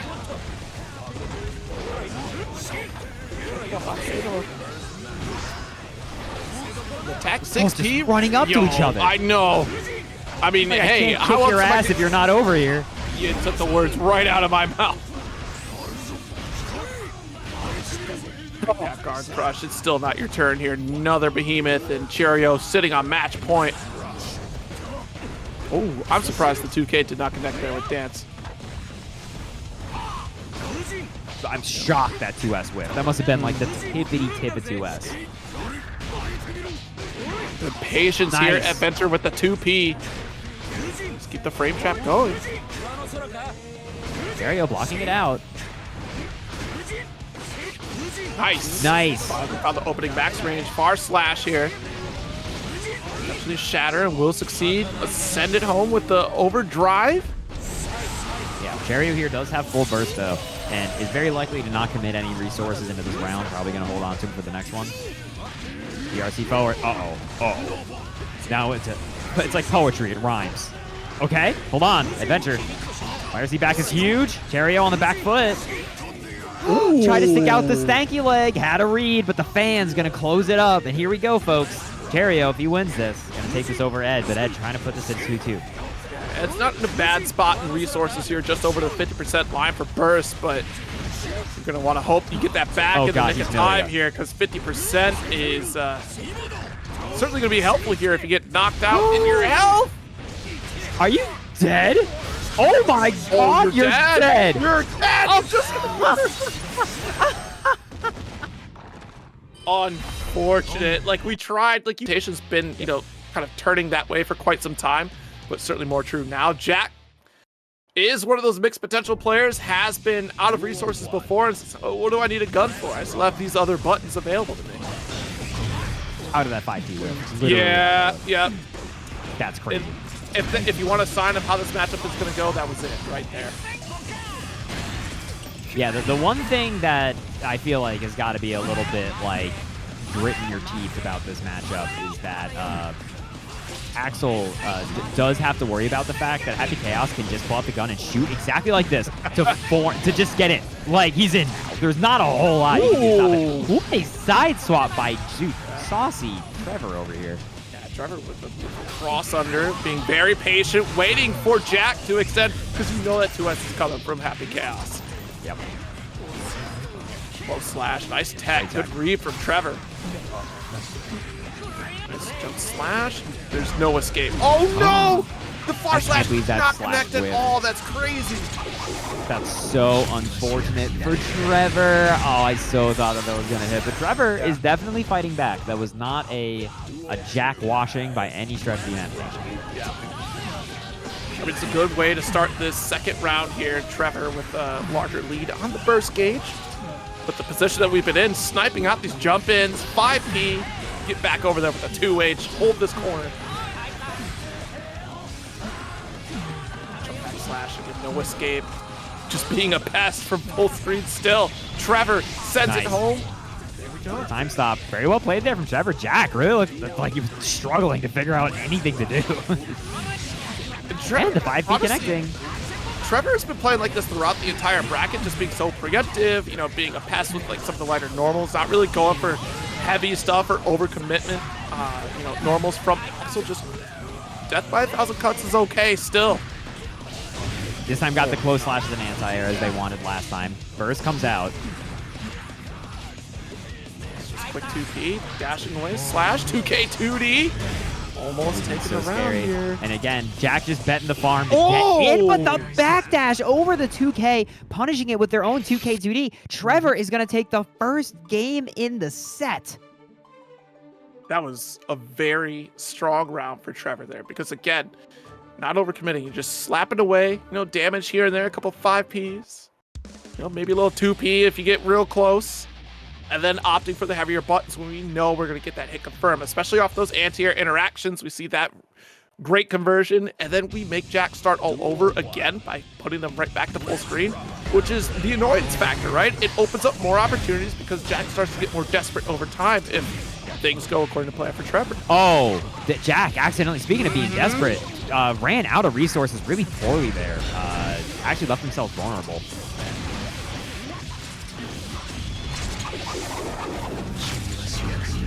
Blasting Deus Ex Machina, still doing okay. You know, slight life lead, plenty of resources here in terms of tension gauge for Trevor. Even after the 2K 2D on block, that 2P still feels so difficult to meaningfully challenge the gunshot. The gun is slower than the sickles. Got our throw, jump slash here. Nice, that was good. Great play from Jack. That was so smart. Tried to take out the gun in the air that time to make sure he didn't get headshot. Too far away for the tap dust. Okay. That was an excellent 6P too to call out the jump back slash there from Trevor. Right, so Isn't quarters top 16? No, quarters is it's a delineation of top 8. It'll make more sense if you look at the bracket. If you actually support the bracket, you can take a peek exactly what we're looking at. Gonna get through the wall here.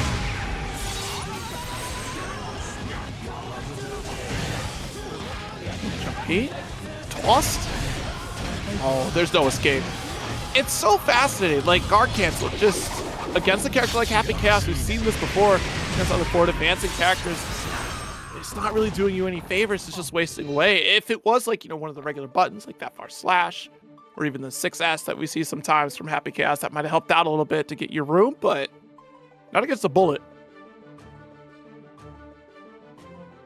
Yeah, no, it's not like against a character like Happy Chaos. He's slingshotting in so easily with just how his pressure works, especially with gunshots, that it makes the flex shield quite a bit weaker, I think. It can work, but it's just a lot of times Happy Chaos pressure is like button gun flip, and then it's like, okay, what do you really get out of deflecting me? I have my gun Right. up.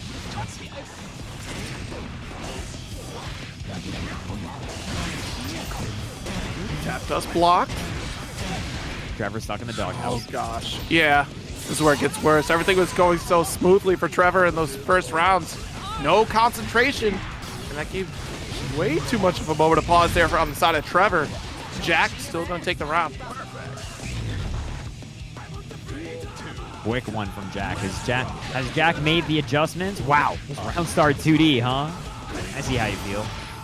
Taco, great block and throw from Trevor. Jeez. That and a huge jump over the rainwater. Jack is not unfamiliar with this matchup whatsoever. Put him to the wall safe. That second roll certainly gonna find its mark here against Trevor for this wall shatter. Jump and slash. Oh no, try to slow things down. That's going to be a gold burst for Trevor. What the hell are we going to do with the meter? We've got $1 million, but this guy's got a gun. Then a YRC right back at you. And we're back to the exact... They both did so many things just to wind up in the exact same situation. The YRC war. I mean, in the battle of attrition, Jack was certainly going to come out on top with, you know, the positive bonus to back them up. You're only getting so much positive bonus from gold bursts, as he saw only 50% attention. Not enough for Trevor to keep up in that one. Okay. Jack with a quick 2. After Trevor took that first one in a relatively convincing fashion, Jack is making this look like looking pretty rough. Ooh, good IB. Was still able to push Jack right back at full screen. Oh, no, caught the cross under here.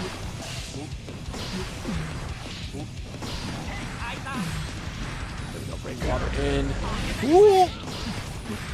Thought it was your opportunity to make the approach here. Got another pullback.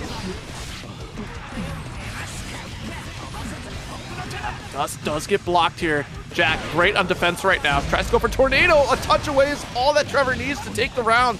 But Jack's still fighting out of that corner again. The close slash trades out. Thank goodness, because it was about to run away into Jack's favor. Signs of life from Trevor. But Trevor doesn't have a burst here, so if Jack can just find an opportunity to get in and run the mix and get the kill. Gets a whip punish there, but nothing behind it. Just how many 5Ps does it take to kill the man? A lot on the side of Axel.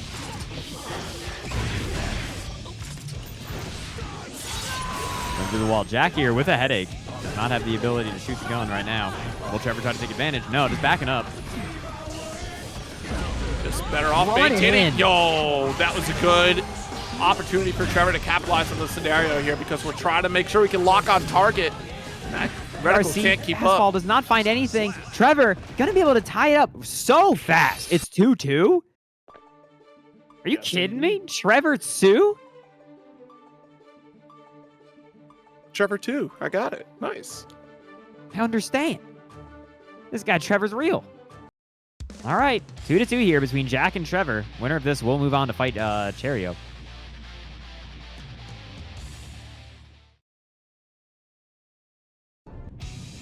Duel 1. Opening gambit going to be so critical here. Determine the momentum. Try to get the 2H. Not going to work. Outspaced by the 2H. Again, you have to keep in mind, Happy Chaos cannot block when he has the gun out, so it makes Axel's longer normals pretty scary for him, because if he just happens to hit 2H at a correct time, it will just block him. Just duck. Didn't even have to move. Pulled the trigger a little bit too early. Let's back throw. Huge throw. Beautiful position. Trying to get the save jump. Not working out.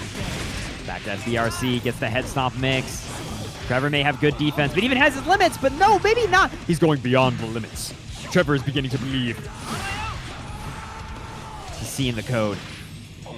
Are you kidding? You called him out on just doing, for some reason, an empty super jump. You were like, oh yeah, that's an empty super jump. I've seen that hundreds of times. That makes total sense to me. You crazy? Touch scenario here. The blue wild assault. Jack looking at match point right now. Took a strong lead, but Trevor, I mean, these resources certainly have come in handy for Trevor here, but Jack doesn't really need to worry about them too often. You've seen before that they're able to kind of close that gap and still rebuild back on burst gauge. Nice. After getting this interrupt, though, I mean, Trevor might be able to maintain, take a round here. Hold on. Hold on, hold on. Hold your horses. Trevor backdashing around stars. Jack taking advantage with the gun flip. And Jack almost certainly not going to burst here. We are going down to double Luigi here between Jack and Trevor. Both characters fully loaded on burst.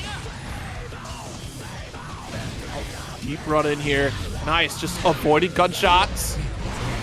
Avoiding gunshots out here. We are faster than a speeding bullet with the force of a great typhoon. Thanks to JS. Got our roll. Able to side swap, make sure you get the shatter. Needs to refund on some of the resources we lost in that first opening interaction here. Positive bonus, even on health. Trevor is strong right now, and again, the stagger will open up Trevor. Trevor trying their best not to get shot, but alas, The JS goes wide, and they are going to get shot directly in the face. Trevor's going to get put through the wall again, but it's not over yet. Oh, flex shield works out. No shot! Oh, that was so clean from Jack. Are you kidding? But we'll see how this works out. 2 swords, fellas. It's winners finals, y'all. Who do you want to win? Are you a Dany fan or are you an MjKurase fan? What a good winners finals, man. Absolutely. It's going to be interesting to see who gets that first opening gambit. The far slash works out for MJ. That's a strong start. 6P through the misfire here. That's what I'm talking about. This active defense from Dany is certainly going to come in handy against MjKurase to try to navigate out of these corner scenarios. That was a very strange yeah. there. MJ just staring, waiting for Dany to make a mistake. 6P calls it out after draw. Huge damage. Gonna get the wall break here. Oh, jackdown. Finding a hit. No, 6K not.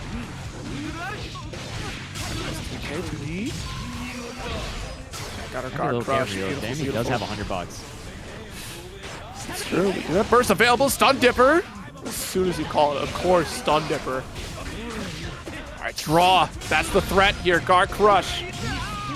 No, not using the YRC. Is Dany just going to get opened up low and dies? I feel like Dany was playing with fire, just blocking that out. I'm not going to lie.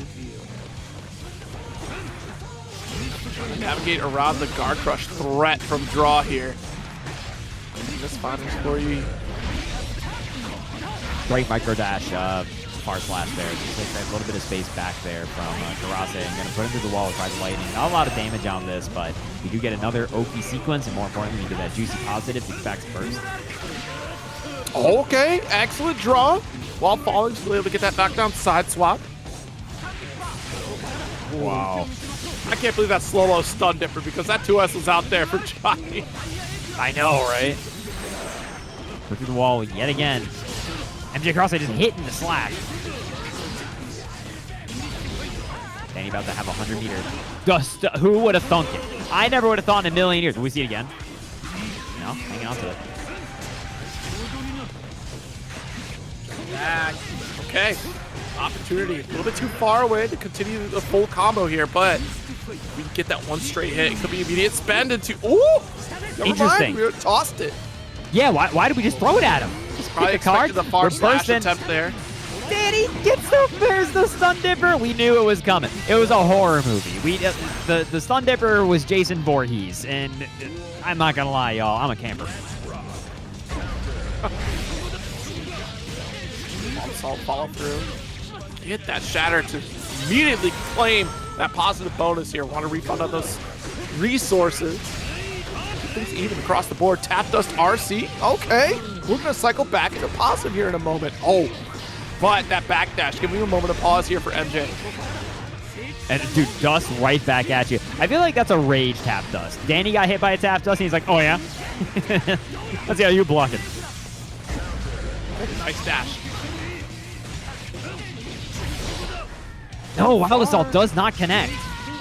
And there we go. Shot in the toes, and you're to blame. MjKurase is going to take that game. I can't believe that was only the first game, actually. That was a long one. Yeah. MjKurase a point up right now over Dany. What an impressive TNS history Dany has, huh? I feel like Dany is always almost in like the top 4. Oh, absolutely. Like very consistent at this top 8 positioning. Even landing in the top 4 area, like very consistently. Every time Dany shows up, I'm like, oh, there's like at least a top 4 player right there. Just so difficult to try to stop. Like you called it out earlier, the way that Dany plays so purposefully in a lot of this offense, it's so tricky for players to stop.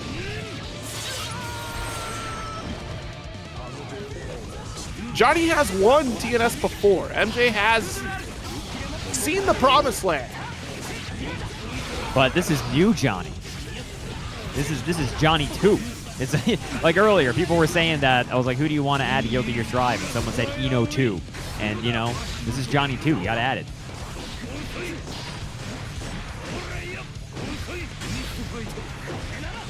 Good forward dash, though. Nice 6P. MjKurase stuck on the back foot here. Gets hit and opened up. This is not going to kill. We got one more interaction here, but Dany's got 50 meter, make this hellish. Sometimes you just keep it simple. Sometimes you don't got to do that much.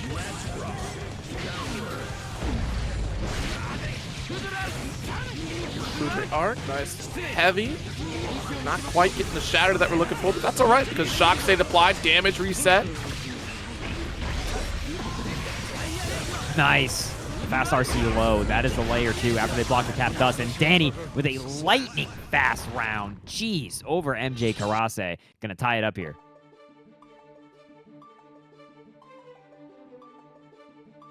Hey. And we tried with all our might to try to prevent that victory there from Dany. I mean, eventually, just that corner offense is so terrifying against Kai, especially once shock state starts to become a factor. All right, well, another round, we get right back into it here.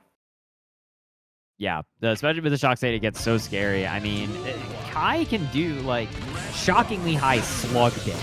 Like, if you're just trading blows with Kai, great blocking on Baby Thrust. Especially if you get into, like, shock state and you land some, like, 6Hs, like, you explode. He tried to air dash back, and Johnny still got him.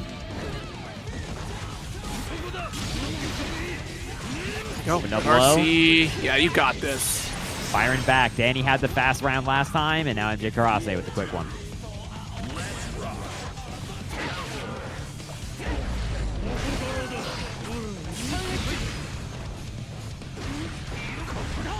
Slash pressure without resources here. MJ gonna bide their time.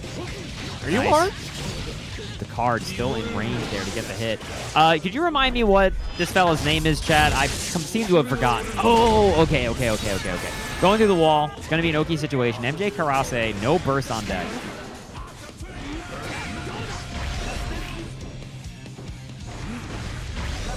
Series here. Nice IBFD. That was critical right there. Yeah. And you tried to, make up for it with their wild assault. Dany not getting close enough, but still you're not out of the corner quite yet. Nice backdash. There you go. Backdash from 2K. Now hold this card set up. Great block from Dany, Wow. but it gets opened up with the mid. Boom. MjKurase. 2-1 right now over the Dany Elmaza. Right. This one's for all the marbles here, at the very least, on winner's side, who remains keeping their lives.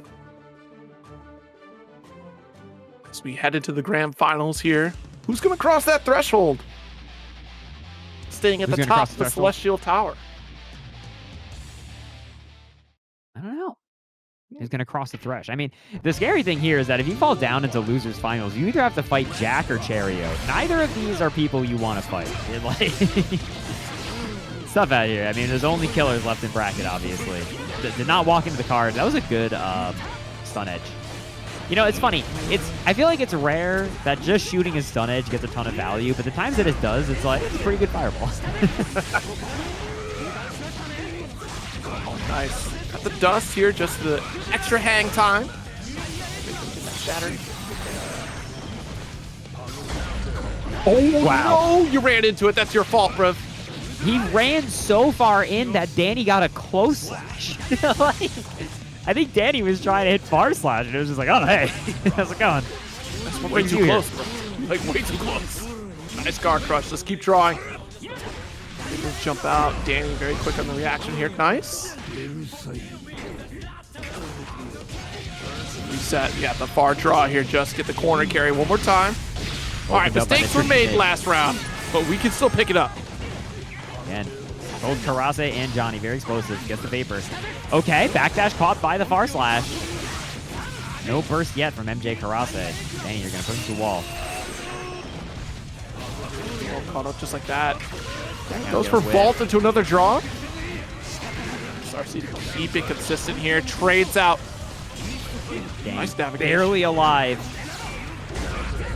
Oh, no. Nice.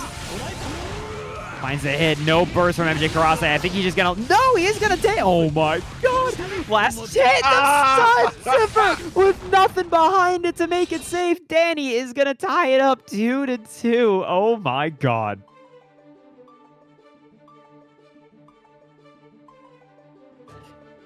insane. Yeah, absolutely difficult. Difficult path to take here in this match. I mean, 2-all in the set. We tried to chip away at what was left of Dany's health by going for all those vaults and really kept it airtight, even with the PRC, to get another draw going. Didn't want to risk getting called out. Nope, a little bit early here. Nice little whip punish, wild assault. Shatter, we're going to get that refund. Nice. Big car slash confirmed into the stun dip. Let's throw. Dany.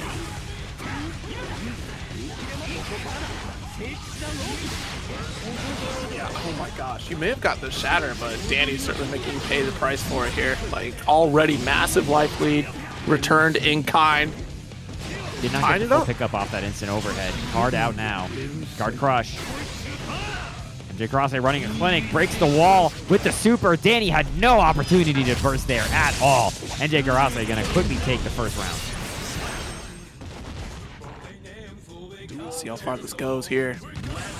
Mods, jade this man. Jeez, wild assault. I love that combo from Dany, yeah. So funny. We move only with dire clays in this house. Has to hold this one here. Shock statement, yeah, that tap dust. Follow through another cycle of the positive bonus.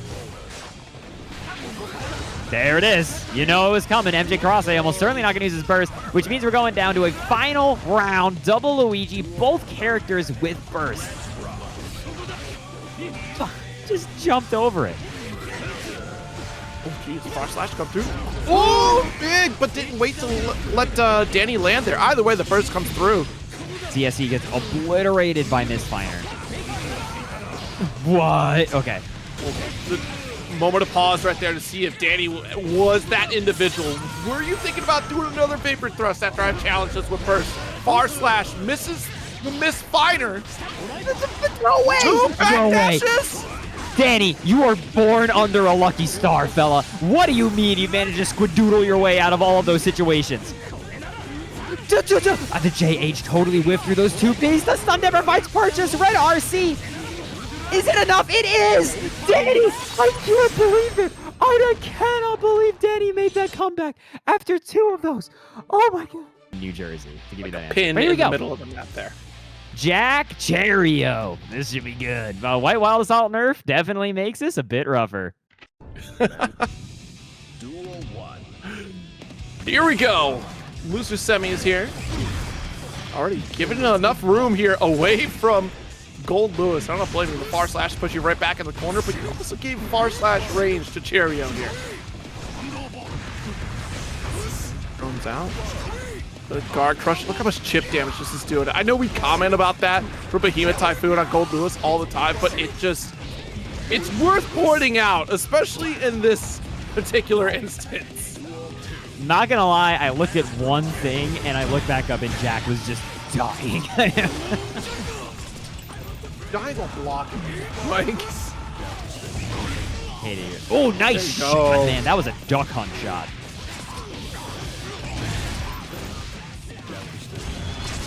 Stank oblige. Hard knockdown. Reload, but low on concentration. That's the problem factor here. Run up throw, the quick RC.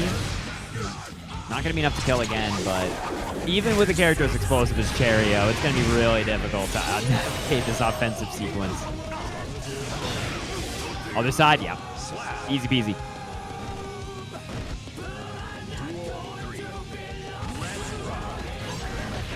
Backdashes in the clone. I don't give a darn about your clone. The straight jab to the face and a white wild assault. Commanding the corner and nice anti-air 2P. Good burst from Jack, though. Wants that room. Not an ideal trade here. No. Not at all. Managed to give Jack basically a free RC. I mean, you see Cheryo really biding their time, right? We were so close to losing out concentration against Jack, which would have meant an opportunity for Cheryo to answer back here. And that moment just slipped away. No, just use the PRC and the block on the Wild Assault, and it is now Jack's turn. Oh, man. I respect the attempt. Jack doing a very good job of remaining patient there and not hitting a button into the white Wild Assault. Just being patient, blocking it, taking advantage of the minus frames. 1 point for Jack. All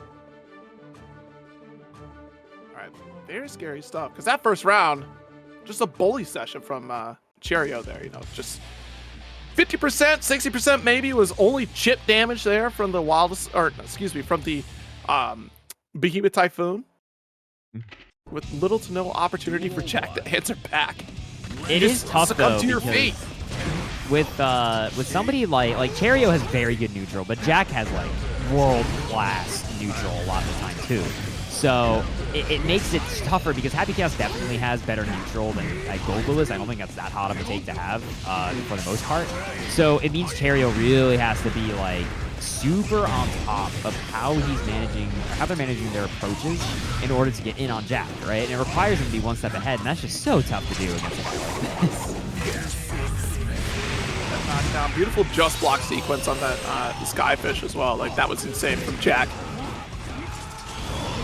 Oh my goodness.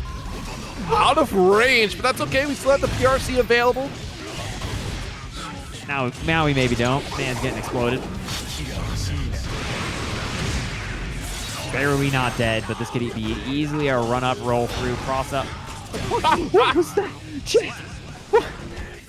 I don't think I've ever seen Happy Chaos walk with the gun out like that. Mild-mannered Jack just walking at a guy with the Glicky. You just know that your opponent's on the last breath at that point. You walk up, it's over. 6E through the far slash. Still gonna have to fight back out of this corner. Nice jump slash though. The drone. Now this is exactly where Cheryo wants to be.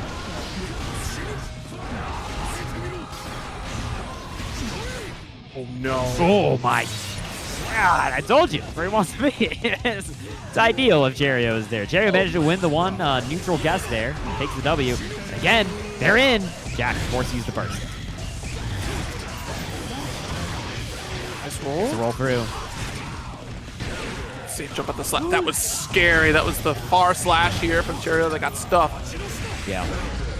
Nice. Gets in over the Skyfish. Gonna be able to run this corner pressure. Did not get the 5K pickup.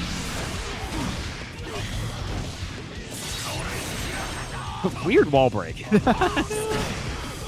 Strange for Happy Chaos to break the wall that way. Huge backdash. Huge IDFD, but the PRC nullifies it. Oh my God. The damage. We gotta play neutral now, though. Jack's about to have a 100-meter. Okay, we try to back up and use drone. Yeah. Boom. And that's going to be another point on the board for Jack. Why is it called the Skyfish if it can't hit the air? You know how in Link's Awakening, the Skyfish wakes you up? Thing wakes you up, you know what I mean? That is the source of it. Me and Daisuke are good buddies. We were down at Buffalo Wild Wings, which he frequents, and he was like, I really like Link's Awakening. And I was like, that makes sense. That's the Windfish. Chat, don't correct me. Come on, be cool. 2-0 right now. Jack in the lead. Duel 1. Let's rock.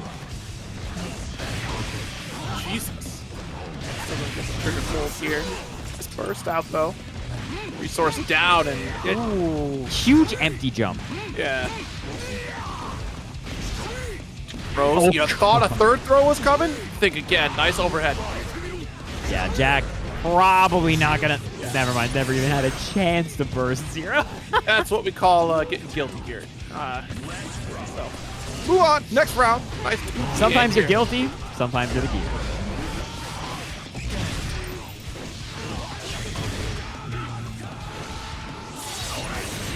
Trying to turn the tide. Jack with not having to worry about burst. Certainly going to help things out tremendously here.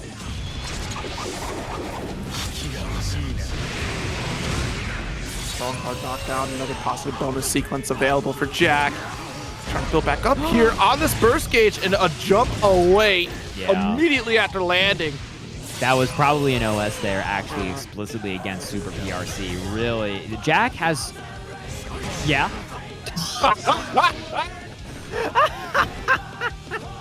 Do it. I dare you. I double dog did. Can I? No. Oh my goodness, use the wild assault to get a quick reload, and Cheryo thought they could take the turn back. Jack was ready for it. Oh, that's so funny. Put him through the wall here with the Deus Ex. Jack, very favored right now. Gonna have this big ol' positive and running this gross mix. Gets the throw. One more throw I think might kill with the OTG, but they do just find the hit. Putting him through it. Shoot this man into space with the perfect Jack 3-0 over Cheryo. Was Jack stalling for burst? Hell no. Jack was just being a goober. Jack was just being silly. We're back as we get into this losers finals. Almost there, folks, with that grand finals sequence. Here we go, folks. Y'all ready for this? It's all Jack. Early hit there from Jack, but MjKurase finds the anti-air. This is huge. Nice stagger 2S, but immediately getting that burst. Full screen position. Despite having curse applied, you can't find a target because of the movement of Johnny. Danger is out. Oh. Good job for Jack there stuffing. MjKurase definitely taking advantage of that new Johnny speed quite a lot to run in on guys, but got the instant overhead there though. Guard crush. MjKurase with 100 meter, and this should be more than enough to kill. Oh yeah. Oh yeah. Cards this man. It's a fake ID. Excuse me, sir. How old's Happy Chaos? Like 150 billion? Sure. I think at some point it loops around. You have to get carded as far as again. They don't let you in. Like, so you're too old. Get out. Nice. D to push away. What an interrupt. Now that 2K. Nice pickup.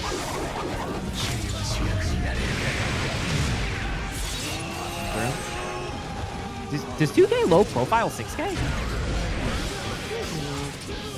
I'll have to look at the hurt boxes on that. That's a good question.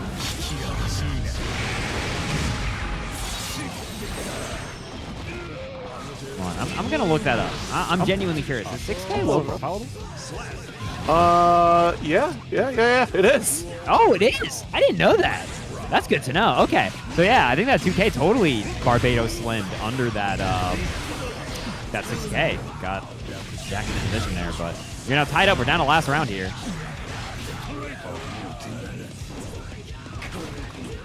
Okay, interesting. Yeah, it's just a massive gap. Like, the entirety of Johnny's back leg is just available to get sniped. A little bit of spaghetti at the wall here. Karase letting Jack snap off. No shot. Jack, again, Karase's got the craziest 2Ps. When the chips are down, they really 2P, and they really jump up and get that air throw. Look, I don't care what y'all say. I still think Johnny has the coolest looking air throw in the whole Guilty Gear series. It was the coolest looking one in Accent Core, and it's the coolest looking one now. I think it's top. Looks really disrespectful. Just tosses you right back down. Course corrects your aerial trajectory. Counterpoint Heavenly Potemkin Busters. Not an air throw. I somewhat resent this.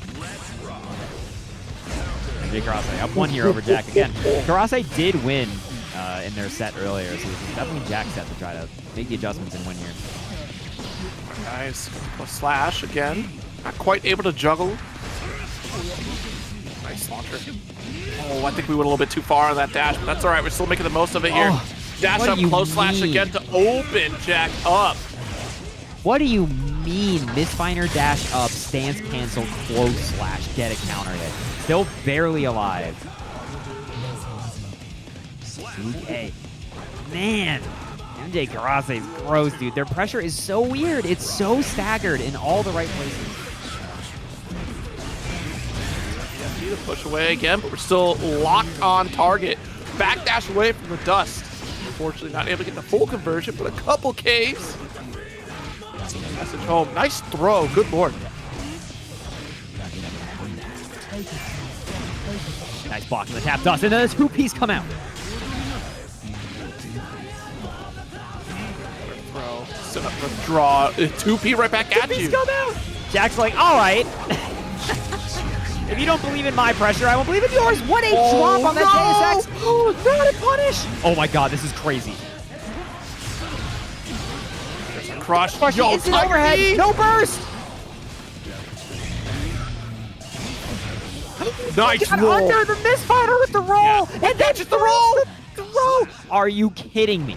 MjKurase with nerves of steel 2-0. That roll has gotten everybody here. And it even got MjKurase a couple times, but honestly, MJ, taking note from that previous set, was able to pick up on the roll attempts from Jack.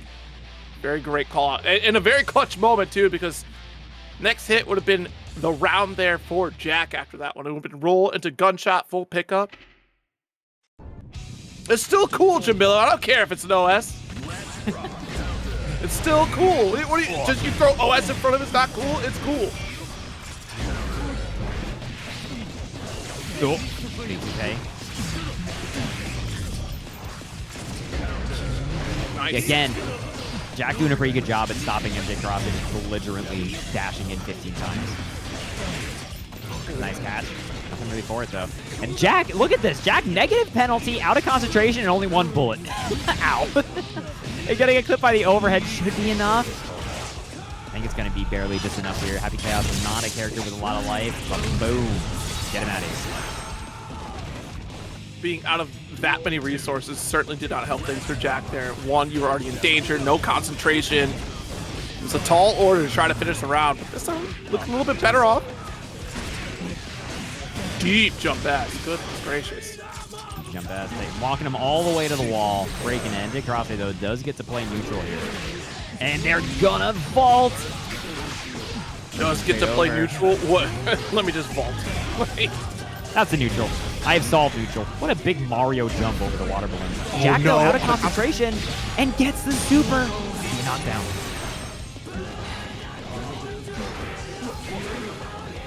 YRC out, buying ourselves a little bit of time. No, the super delayed overhead. That's so gross. Even if Jack tried to fuzzy block that, the timing of that was so messed up. But MjKurase gonna take it 3-0. Oh, it's a new technique? Oh, no. Like, that's not cool. But you know what is cool? Grand Finals. It's TampaNeverSleeps, everybody. It's gonna be Dany here for the 1 billionth time up against MjKurase, sticking it out with the Johnny. Who do you want to win, y'all? Already locked in with the shock fate, survived just a little bit. One step out. Gets put right back in the corner, though. Dany with a small lead and finding that far slash. Could have been worse. I just Stun Dipper. Stun Dipper. I know it's easy to say Stun Dipper is a good move, but Stun Dipper has explicitly been MjKurase's bane. This thing has been killing him.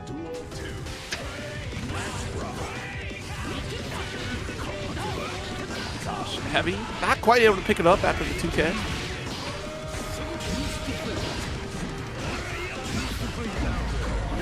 Oh god. The hit. That's pretty plus, brother. Whoa, Greg on Monkeys, 608 with $144 into the match arena. Dany, you better win this or I'm sad. Wait, there was a double contribute. You put in $28 first and then $144. Goodness gracious. Thank you so much, dude. Very Chat, kind. Real quick, 17 of you put in $1, okay? Because that'll put us at the 300 mark. That gets a top 4 payout. If anybody can help us get over that $300 mark, that would be incredible for the players. If you can't give, that'd be great. No pressure, though. I hope you're all just having a lot of fun watching TampaNeverSleeps as MjKurase spends his burst. Dany now with the close slash pressure. Nice. See, close. Oh, that risk and still able to press the far slash. Run things down with the Wild Assault Gatling. And then they'll provide the lightning just to get that positive bonus back. Let's get a little refund. Cool off on that risk gauge. The fast RC hit the deck into the super. Oh my gosh. Dany with the free point on the board here over MjKurase, trying to end this real quick like. Okay. Good show here from Dany to start things off. Winner side of this grand finals. Ichigeki with the 1769 in the Matcherino to push us over the threshold. Thank you very much, Ichi. Yo, and Gregon, oh my goodness, they covered half your name. Gregon Monkey with another $23 contribution. Thank you so very much. That certainly puts us right over the $300 threshold. Top 4 get paid out tonight, folks. Thank you, folks. You know, Jack's gonna appreciate it. Oh man, that IB kind of the death of MjKurase there put Dany right in his face. God. All right, run up throw with the fake out on the 5K. Oh man, Dany running a clinic. It's so interesting how Kurase, fresh off that, like, pretty convincing freaking win over Jack. Well, with Alberto Lopez Rivas with the big $10 reduce. Thank you very much, Alberto. Oh, nice call out on the burst.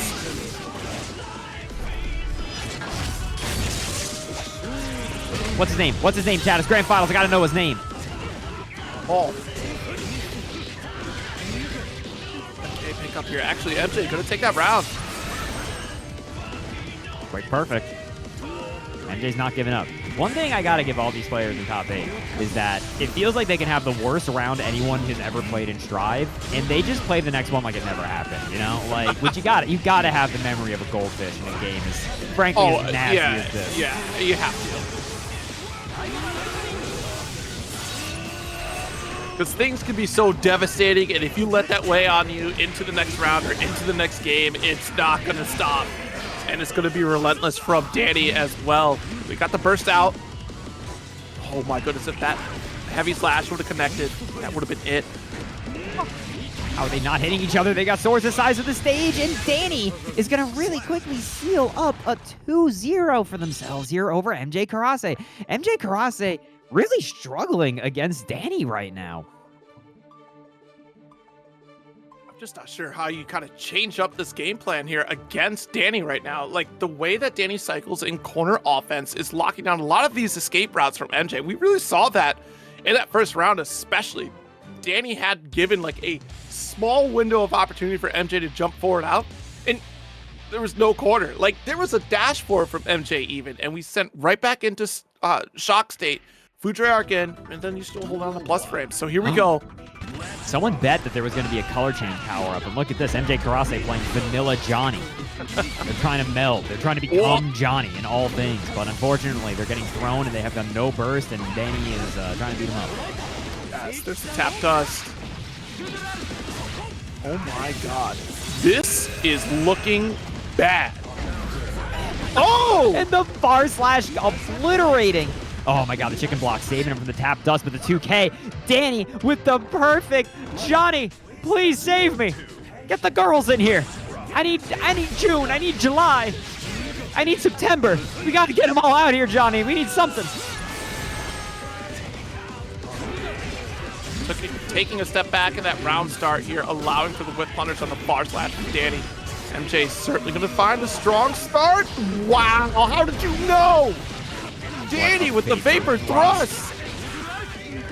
Dany is, dude, Dany's got to be locked in. I kind of wish I was watching Dany's stream. This guy's got to be the most locked in anyone ever has been. But the leap finds a hit. No way. Oh, God, and that's a great starter. Yes, first you would have actually died. Leap going straight over. Oh, nothing. Oh, nice. Very quick dash to the throw. Red RC to extend for the finish. This one's 5K whiffs. Disaster has struck MjKurase, and they will build enough meter to ride the lightning and get him out of here. I can't believe it. Dany wins TampaNeverSleeps number 127.